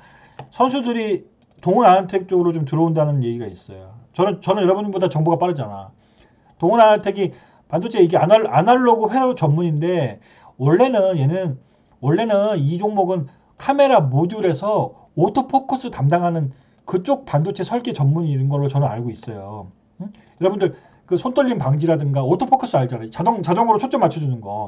원래는 동원 아나텍은 이 삼성전자 이쪽으로 해서 카메라 이 휴대폰 관련주야. 원래는 휴대폰 관련주야. 근데 요즘에는 여러분들 휴대폰이 사양이 고사양화 되면서 이런 게 다 보급폰에도 다 들어가잖아. 오토포스 거 이거 손떨림 방지 이거 다 들어가는 거 아닙니까? 그리고 이 모멘텀이 올해가 이건 내년이 아니고 이거 올해야. 올해 작년에 실적 부진했어. 2021년은 부진했다고. 근데 보세요. 근데 올해 턴어라운드 할 것 같대. 작년에는 실적이 부진해서 약간 적자였는데 올해는 매출이 이렇게 늘어나 영업이익이 158억이 된다는 전망이 있다고. 그럼 봐봐요. 그 시가총액이 아직 동원 아나텍이 이게 봐봐. 지금 기관놈들이 좀 이거 지금 여러분 기관놈 금요일 날 이게 7% 올라간 게 이게 볼 때는 기관놈들이 들어왔단 말이에요. 지금 그죠? 기관놈 눈치 빠른 기관 외국인들이 들어왔어. 지금 들어왔죠. 근데 이제 이상한 거는 기관 외국인들이 장이 안 좋아서 저번 주에 지수가 밀릴 때 동원 아나텍을 같이 팔았단 말이야. 같이 팔다가 지수가 반등할 때 얘를 먼저 담았거든. 지수가 반등할 때 강하게 반등하는 게 원래 주도 섹터잖아. 근데 얘를 담았다는 건 의미가 있는 거예요. 알겠죠? 그리고 이 외국인은 이거는 진짜 외국인은 아니야. 여러분, 이 외국인은 진짜 외국인이 아니고 검은머리 외국인일 가능성이 좀 높아요. 알겠죠? 검은머리 눈치 빠른 검은머리 외국인일 가능성이 높아. 단타 치는 놈들. 근데 요런 애들이 지금 추세가 좋잖아요. 추세가 좋은데 이 보면 여기서 벌써 세력이 들어온 거야. 224에서 돌파. 제가 항상 224에서 돌파하면 잘 봐야 된다. 누가 들어왔다. 누가 들어왔다. 항상 그랬죠. 여기서 기관놈들이 약간 입질이 들어왔고 이제 1차 시세가 났다가 이제 좀 며칠 쉬었다가 또 2차 시세가 날려고 하는 2차 시세에 준비 중인 거예요. 근데 알고 보니까 모멘텀이 나도 공부를 해보니까 모멘텀이 나쁘지가 않아. 이게 보면은 이게 라이다라는 거는 이 자율주행 관련해서도 동원 아나텍이 약간 이런 것도 있고 2월달에 여러분 2월달에 갤럭시 또 신제품이 나오는 거 아세요? 그런 것도 있고 올해 실적이 좋아지고 또 무엇보다도 여러분 여기는 그게 안 나왔는데 햅틱 기술 이것 때문에 그런 거야 여러분. 햅틱 기술 때문에 요 햅틱 기술이 메타버스에 쓰일 수 있다 없다? 있다.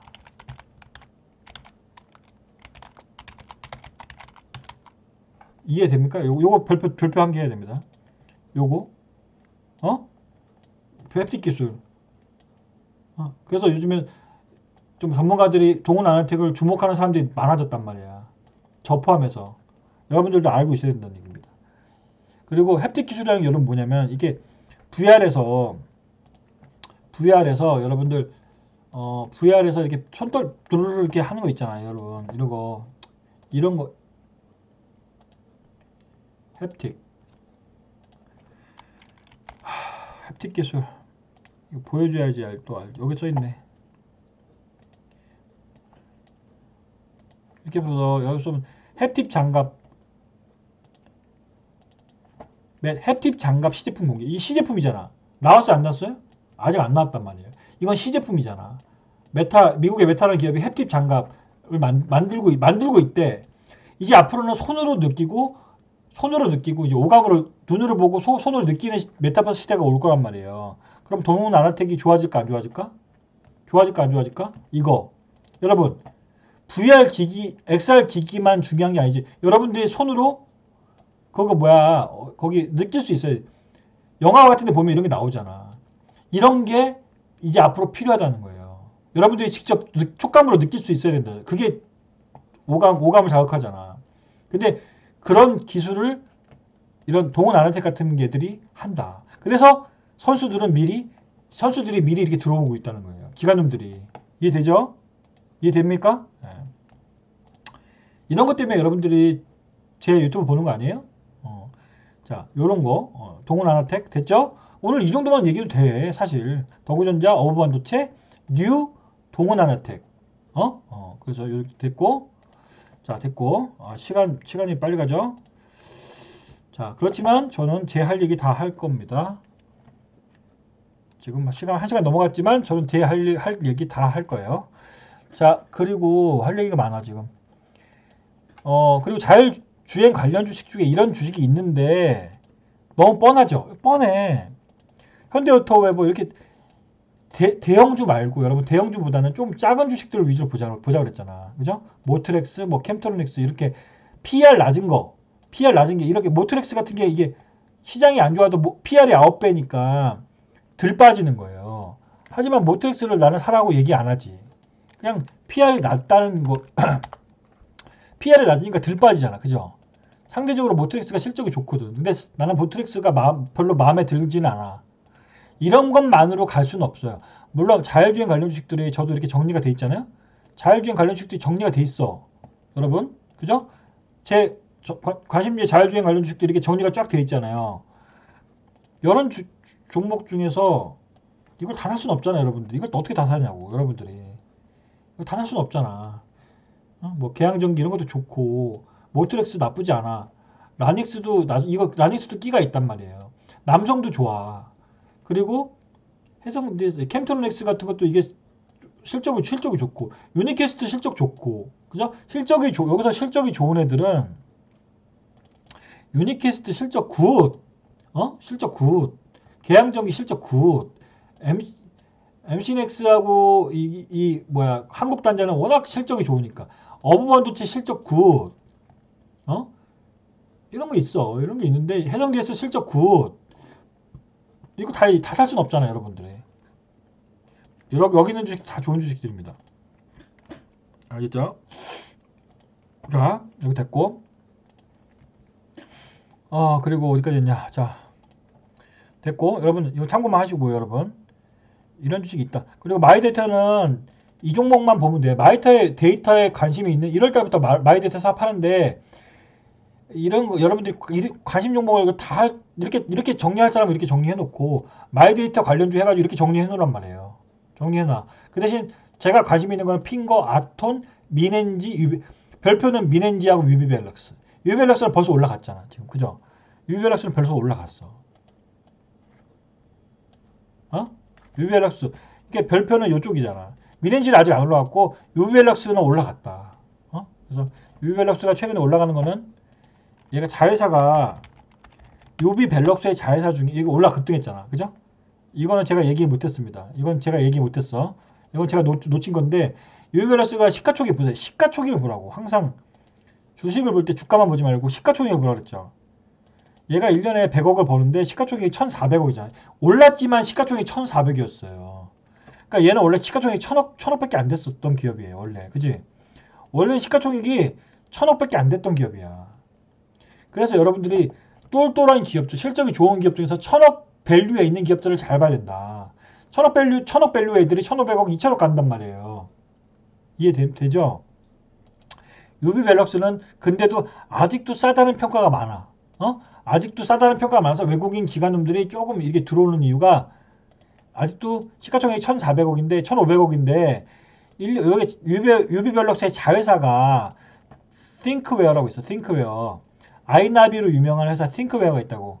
그거의 연결로 실적이 잡히기 때문에 유비별록스는 띵크웨어를 갖고 있기 때문에 실적이 2020년에 70억에서 작년에 100억, 120억까지 벌잖아. 실적이 늘어나고 있죠. 그죠?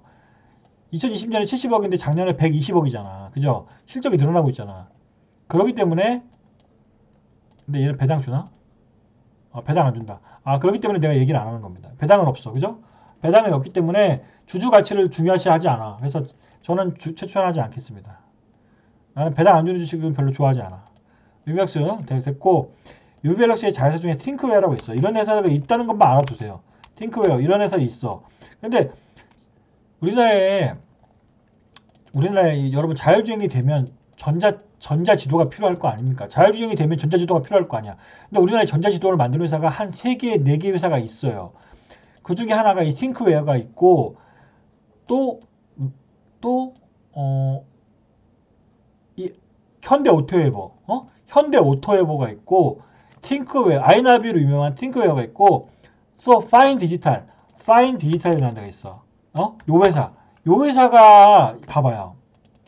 시가총액이 640억이야. 팅크웨어의 시가총액 보세요.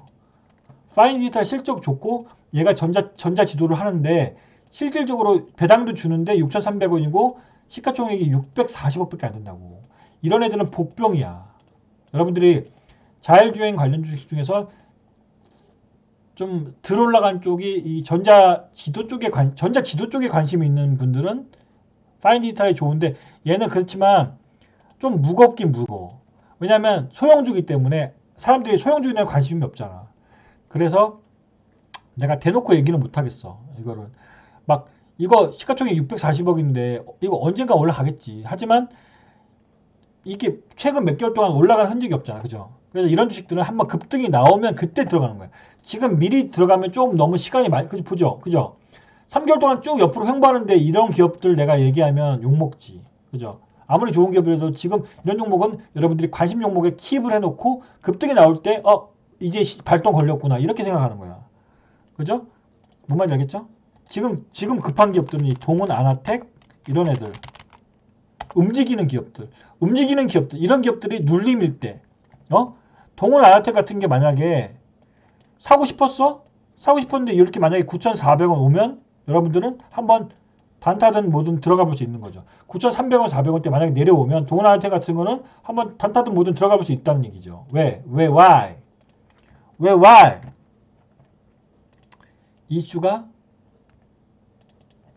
이슈가 살아 있기 때문에. 자율주행 관련 이해되죠? 자, 됐어. 여기까지 됐고 그 다음에 왜 이렇게 할 얘기가 많네. 자료를 너무 많이 준비해도 이게 문제라니까. 여러분 제가 좀 앞으로 좀 덜 열심히 하도록 하겠습니다. 알겠죠? 자료를 너무 많이 준비하다 보니까 시간이 너무 많이 가잖아. 그러니까 앞으로 제가 좀 덜 준비하고 덜 열심히 하도록 할게요. 알겠죠? 네. 자, 그래서 이거는 됐어. 이건 너무 구태의연하죠? 자, 주요 증권사가 뽑은 2020년 유망 종목. 자, 여러분들이 다 아는 종목이에요. 삼성전자, 하이닉스, 삼성바이오, 현대차, 하이브. 여러분 다 아는 종목이야. 됐어. 구태의연해. 필요 없어. 자, 남들이 모르는 종목을 해야 된다. 남들이 모르는 종목을 해야지. 남들이 모르고 급등이 나올 수 있는 종목을 여러분들은 선침해서 가야 된다. 마음이 편한 종목. 주식을 샀을 때 나 행복해야 돼요, 여러분. 여러분들이 행복한 종목을 사야 된다고. 자, 그래서 1월달은 항상 자율주행, 모빌리티, 사물인터넷, XR, 맨날 로봇, 블록체인 맨날 나와. 이건 내년 1월달에도 똑같이 또 이거 나올 겁니다, 여러분. 내년 1월달 되면 또 XR, 사물인터넷, 블록체인, 로봇, 자율주행 관련이 또 올라갈 거야. 12월부터 올라가겠지. 제가 항상 말하죠. 역사는 반복된다. 올해 12월달, 11월달 되면 또 뭐 사야 돼요? 올해 11월, 12월 되면 또 로봇 관련 자율주행 또 사야 돼. 또 올라갈 거야. 그러니까 지금 많이 올라간 로봇 좀 따라갈 필요 있다, 없다? 없다. 어차피 다시 빠진다. 됐다. 됐고. 그 다음에 삼성전자 실적 잘 나왔다는 얘기입니다. 여러분 4분기 실적 잘 15조 나왔대요. LG전자가 이건 의미가 있지. LG전자는 제가 대형주 중에서 좀 좋게 얘기한 종목 아닙니까? LG전자가 2021년에 매출액이 사상 첫 70조를 돌파했대. 이건 의미가 있죠. 의미가 있지. 응? LG전자 매출액이 사상 첫 70조를 돌파했대. 이거 의미가 있는 거지. LG전자는 중기적으로 좋다고 그리고 얘기하고 로봇 관련주가 주목받는 이유는 뭐냐? 공장 자동화 때문에 그런 거고 여러분들 생각해봐요. 여러분들이 사장이라고 생각해봐요. 여러분들이 기업체 임원이라고 생각해봐. 입장을 바꿔놓고 생각해보라고요. 인건비가 올라가고 최저시급 올라가고 이 문재인이가 최저시급 이렇게 계속 30%씩 50%씩 올려놔가지고 지금 최저시급이 한 9만 원이 좀 안 되죠? 만 원인가? 만 원 좀 안 되죠? 9,800원? 900원? 물론 최저시급을 나는 올라가는 건 기본적으로 찬성합니다. 하지만 너무 급격하게 올렸기 때문에 문제가 되는 거야. 뭐든지 과하면 지나치면 과한 거야. 자, 그래서 기업들 입장을 생각해 보세요. 기업들 입장으로 생각해 보라고. 여러분들이 사장이라고 생각해 봐. 최저시급이 올라가고 그러면 사람을 채용할 때 특히 정규직을 채용할 때 망설여진다고. 정규직은 끝까지 책임을 져야 되잖아. 그죠? 책임을 져야 되기 때문에 기업 채용이 최저시급이나 인건비가 올라가면 여러분들이 어떻게 장사가 안 될 때 인건비가 올라가면은 순이익이나 영업이익이 줄어들 거 아니야. 그렇기 때문에 기업 채용을 좀 더 신중하게 하겠지. 때로는 덜 하겠지. 그러면 그러니까 무슨 말인지 알죠? 최저시급을 이렇게 올리는 게 중요한 게 아니고 적당히 올리면서 기업들한테 채용을 많이 하게끔 유인책을 줘야지. 당근과 채찍을 번갈아 가면서 줘야 되는 거예요. 기업들한테 채용을 많이 시키려면. 채찍만 다 가면 안 돼. 그러면 기업들이 깜짝 놀라서 야 됐어 다 거지 같고 거지 같다 야 이제 사람 채용 안 하고 우리는 이제 로봇으로 간다. 그래서 사람 자르고 채용 안 하고 로봇으로 가면 어쩔 거냐고. 어쩔 거야. 그러니까 로봇을 채용한다는 건 이제 사람을 점점 공장 자동화한다고 생각하면 되는 거예요. 공장 자동화하고 사람 채용을 점점 줄이겠지. 그래야지 기업의 이익은 늘어날 거 아닙니까? 특히 산업용 로봇이 급증할 것이다. 로봇 섹터의 전망은 따라서 밝다. 삼성 로봇 사업팀으로 만들었다. 현대차도 지금 난리 났다. LG전자도 지금 준비하고 있다.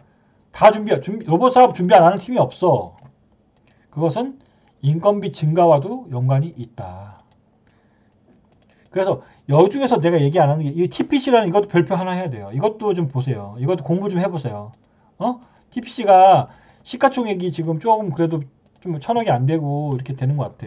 TPC 같은 거 이런 게 사람들이 잘 모르는 주식이야. 이게 시가총액이 지금 780억이잖아. 1년에 한 40억 정도, 50억 정도. 그러니까 적자가 아니야. 이 기업은 적자는 아닌데 시가총액이 1,000억 밑에 있는 기업. 1년에 한 40억 정도를 버는 기업인데 배당도 좀 주고. 이런 기업이 별로 없더라고. 그래서 TPC 같은 걸 여러분들이 물론 이미 올랐지만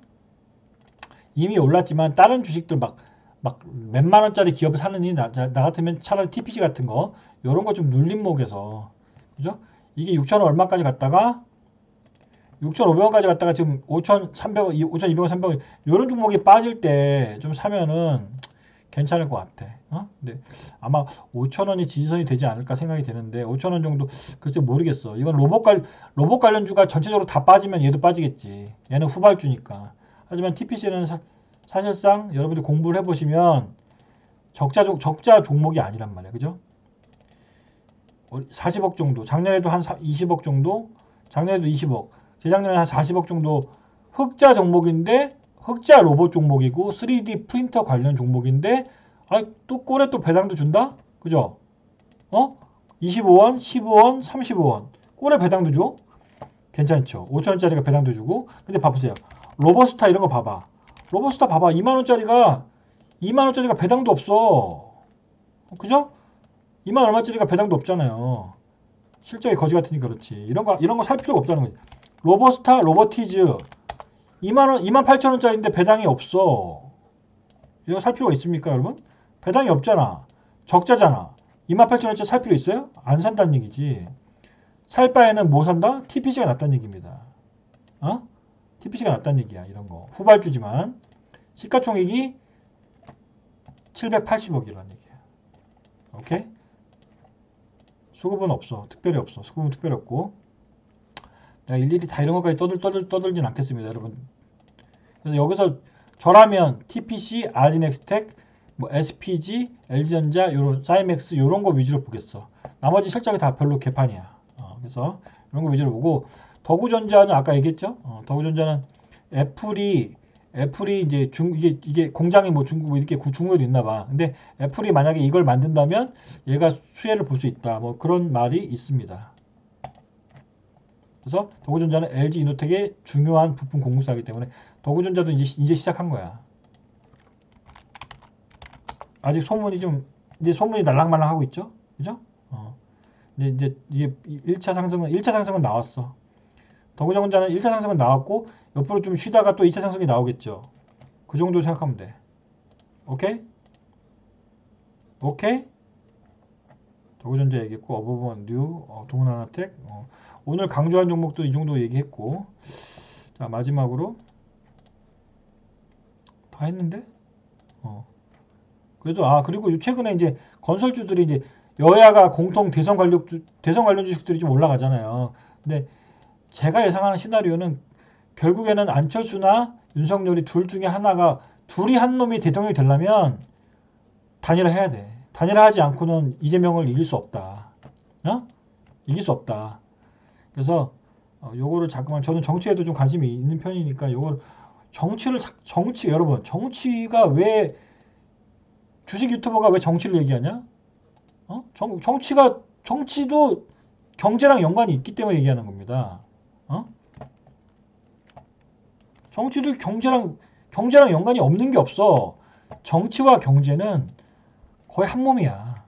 자, 지금 판세가 이 정도 되는 것 같은데, 이재명은 고정팬이 있다고 그랬고, 민주당 골수 이재명 팬들이 있고, 민주당 기본 민주당 표가 있잖아요. 근데 문제는 윤석열 지지율이 좀 떨어졌고, 윤석열이 좀 실력이 좀 부족한 건 사실이야. 왜냐면 아는 게 좀 적은 것 같아. 제가 개인적인 판단은 아는 게 좀 부족하다. 이재명에 비해서. 근데 윤석열이 비호감으로 찍히니까 약간 꼰대. 그냥 제 개인적인 생각입니다. 약간 꼰대 같으니까 오히려 안철수가 이 새끼가 좀, 안철수가 오히려 부정부패가 없었잖아. 그죠? 부정부패도 없고 좀 깨끗한 이미지거든. 얘는 뭐 비리도 없었잖아요. 이재명은 전과사범이야. 이재명은 전과사범입니다. 근데 안철수는 전과도 없어. 그러니까 오히려 이럴 바에는 이재명, 윤석열보다는 안철수가 나은 거 아니야? 이런 이미지가 좀 언론에서, 사람들 사이에서 생기고 있다는 얘기죠. 저만 해도 윤석열 얘는 좀 안 되겠는데? 저는 원래 이재명에 관심이 없었고, 윤석열 얘는 좀 원래 공정과 상식의 이 아이콘이었는데, 자기 마누라한테는 좀 관대한 걸 보고 2030한테도 좀 꼰대짓을 하는 거 보고 얘도 좀 아닌 것 같은데, 근데 안철수가 좀 2030의 지지율이 좀 높거든. 그래서 제 개인적으로는 요 두 놈이 단일화를 결국에는 할 것이다. 언제까지? 설 전까지는 단일화 시동을 걸지 않을까. 설 때 되면은 이제 한 30 며칠 남는 거거든. 대선이 3월 9일이니까. 그래서 얘네들 이재명을 이기려면 이렇게 하는 방법밖에 없다. 그렇기 때문에 안철수 관련 주식들이 미친 듯이 이렇게 올라가는 것이다. 안철수, 까뮤, 그리고 휴맥스 홀딩스, 이런 애들이 올라가는 것이다. 근데 휴맥스 홀딩스가 좀 덜 올라갔죠. 이걸 내가 분차트까지 얘기하면 시간이 더 길어지기, 여러분한테 이건 돈 받아야 돼. 이렇게 하면 이렇게 휴맥스 홀딩스까지 친절하게 내가 분차트를 딱 보면서 얘기해주면 여러분한테 돈을 받아야 하기 때문에 그런 짓은 하지 않고, 이런 주식들이 이제 후발주로 휴맥스 홀딩스, 메커스, 이런 애들이 조금 그나마 좀, 메커스 같은 거 그나마 좀 애들이 좀 기업이 탄탄하거든요. 요 기업은 탄탄하거든, 실적이. 그래서 메커스 같은 기업들이 조금 인맥 관련 주식들, 시가총액이 1,500억이에요. 그리고 후발주로 올라오는 게 링네트, 이런 애들이 있어. 링네트 6% 올랐죠? 시가총액 1,300억. 휴맥스 홀딩스 시가총액 얼마? 800억. 이렇게 시가총액이 낮은 애들이 후발주로 좀 치고 올라오는 흐름이 링네트는 벌써 이제 급등했고, 링네트는 이제 제가 투자 충렬대에서 링네트 단타쳐서 몇 번 먹었고, 메커스 같은 애들, 요런 애들, 휴맥스 홀딩스 같은 애들이 안철수 지지율이 올라올수록 좀 올라올 것이다. 안랩을 지금 따라가긴 늦었다. 안랩은 늦었다. 안랩 까미 웨인씨는 늦었다. 이쪽은 늦었다. 후발주로 그쪽이 좀 치고 올라갈 가능성이 높고, 이렇게 된다는 거예요. 어쨌든 안철수가 많이 컸다. 안철수가 지지율 15%니까 많이 컸다. 하지만 윤석열도 이 국민의힘 고정 지지층이 있기 때문에 이거는 나중에 어떻게 될지 모르겠습니다. 저는 나중에, 왜냐면 윤석열도 국민의힘 표가 또 따로 있는 거거든. 안철수의 문제는 의원 수가 3석밖에 없다는 게 문제라고. 정당 자체가 너무 쪼그라들어 있기 때문에. 근데 몰라. 막판에 정당보다는 사람들이 신선도를 따질 때는 얘쪽으로 표가 확 또 몰려가지고, 그러면 얘가 나가게 되면 얘하고 얘의 대결이 되면 이재명도 안심할 수 없다.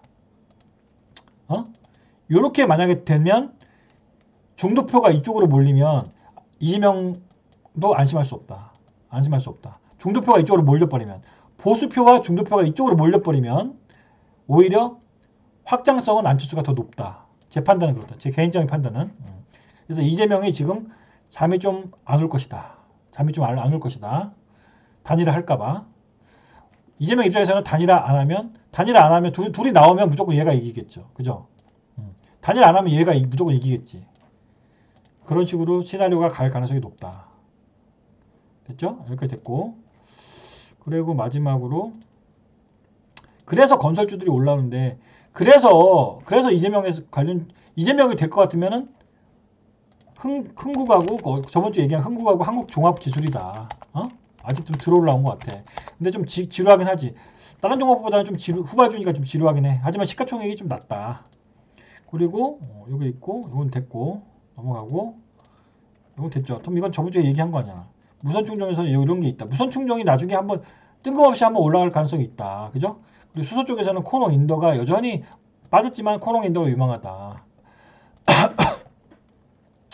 로봇 관련 중에서는 후발주를 봐라. TPC 같은 거 아직 들어간 거를 빠질 때 봐라. 근데 로봇 관련주는 이제 어차피 이제 끝물이다. 약간 전체적으로는 끝물이다. 섹터 자체적으로 1월 이후로는 아마 로봇 섹터가 점점 밀릴 것이다. 자율주행도 그렇고. 자, 요거는 볼 필요가 있다. 요거는 여기서 보면 싱크웨어가 나오잖아요. 근데 있지만 전력 반도체는 KEC다. 올해는 자율주행차가 대세가 될 것이다. 이거는 맞는 말 같아요. 작년에 전기차는 올해는 좀 주춤할 것이고, 올해는 자율주행차가 계속 좀 꿈틀꿈 좀 빠졌다가 또 올라갔다 이렇게 될 것 같다. 그래서 여기서 보면은 뻔한 주식이에요. LG노텍, 삼성전기, LG노. 카메라 쪽에는 LG노텍, 삼성전기, MC넥스가 대형주 중에 좋고, 이미지 센서 쪽은 삼성전자고, 그리고 MLCC에서 삼성전기고. 여기 보세요. 이게 중요한 거라니까. 남들이 모르는 거. LG노텍, 삼성전기, 삼성전자는 다 알잖아. 만도 모르는 사람 누가 있냐고. 근데 여기서 보면 봐봐. 이런 거는 모르잖아. 마이크로 컨트롤러, 이거 진짜 중요한 이거 여기서 아모브 반도체 텔레칩스 나오잖아요. 근데 텔레칩스는 전환사치가 있으니까 뺀단 말이야. 얘밖에 안 남았다고 지금. 뭔 말인지 알겠죠? 여러분들이 만도 모르는 사람 누가 있냐고. 현대모비스 모르는 사람 누가 있냐고. 안 가잖아. 어부 반도체가 좀 길게 봐서는, 당장 갈지는 언제 갈지 모르겠어요. 한 달 있다 갈지 그건 몰라. 난 모르겠어. 근데 길게 봐서는 괜찮다. 아까 동원 아나텍하고 어부 반도체는 좋다. 아진엑스텍까지는 좋는데, 아진엑스텍 이제 갔으니까 이제 얘기를 안 하겠고, KC도 전력 반도체 좋다. 이거 KC는 계속 주목해야 됩니다. 실적이 좋아지고 있어. 전력 반도체에서는 무조건 KC다. 얘 테슬라에 납품하는 거 아시죠? 테슬라에 납품하는 기업이니까 잘 봐야 된다. 숨차 진짜. 자, 여러분, 다음 주부터 좀 덜 열심히 할게요. 알겠죠? 덜 열심히 할게요. 너무 열심히 하면 안 될 것 같아. 자, 1월 증시 전망 이 정도. 그러니까 언제든지 2,900까지는 내려올 수 있다 없다. 있다. 미국 금리 인상의 충격이 오면. 그래서 여러분들이 좀 너무 길게 가져갈 게 아니고 좀 저점 매수 고점 매도. 단타도 칠 줄 아는 사람은 단타도 치면서 가야 된다고요. 알겠죠? 1분기가 약간 미국 금리 인상이 있기 때문에 증권사님들은 이렇게 전망을 한대요. 3,100 정도를 보고 있어. 알겠죠? 올해도 만만치 않은 장이 될 것이다. 알겠죠? 지수는 이렇게 올라가다가 툭 빠지고 올라가다가 이렇게 툭 빠지고 이런 식이 될 거라고. 그럼 툭 빠질 때가 기회가 되겠지. 알겠죠? 달려들지 말라고. 급등하는 거 달려들 필요는 없다는 얘기예요. 그래서 여기 이런 게 있는데 기본적으로 다 필요 없어. 건설주들은 잘 안 올라간다고. 안 올라가는데 여기서 볼 건 DY파하고 흥국 정도. 특히 흥국은 이재명 관련 주식 중인데 건설기계 쪽에서는 DY파하고 흥국이 좀 그나마 좀 유망하다. 마지막에 여기가 있는데 LG 에너지 솔루션이 1월 27일 상장하니까 요거는 자금의 블랙홀이 되니까 이거는 솔직히 LG 에너지 솔루션이 상장하는 거는 우리 증시 전체적으로 봤을 때는 좋은 일이 아니다. 그죠? 안 좋은 일이야. 하지만 관련 주식들은 이렇게 신성 델타테크 이런 애들은 올라가죠. 신성 델타테크가 올라가는 이유는 LG 에너지 솔루션 관련 이슈로 해서 좀 올라가는 거다. 하지만 얘도 상장이 되면 다시 빠지겠죠. 자, 여기까지 됐죠?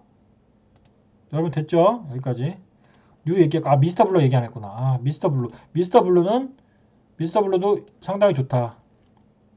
미스터블루는 나중에 따로 얘기할게. 이것도 너무 지금 너무 많이 얘기했다. 미스터블루는 이런 게 있는데 나중에 따로 얘기하겠습니다. 이런 것도 참 웹툰 관련 중에서 가장 싼 게 미스터블루야. 미스터블루는 여러분 숙제다. 숙제. 여러분 미스터블루의 플랫폼 가입자 수가 늘어나고 있다. 의미 있죠? 미스터블루의 플랫폼 가입자 수가 늘어나고 있다고. 웹툰 관련 주식 중에서 가장 싼 게 미스터블루다. 그 정도.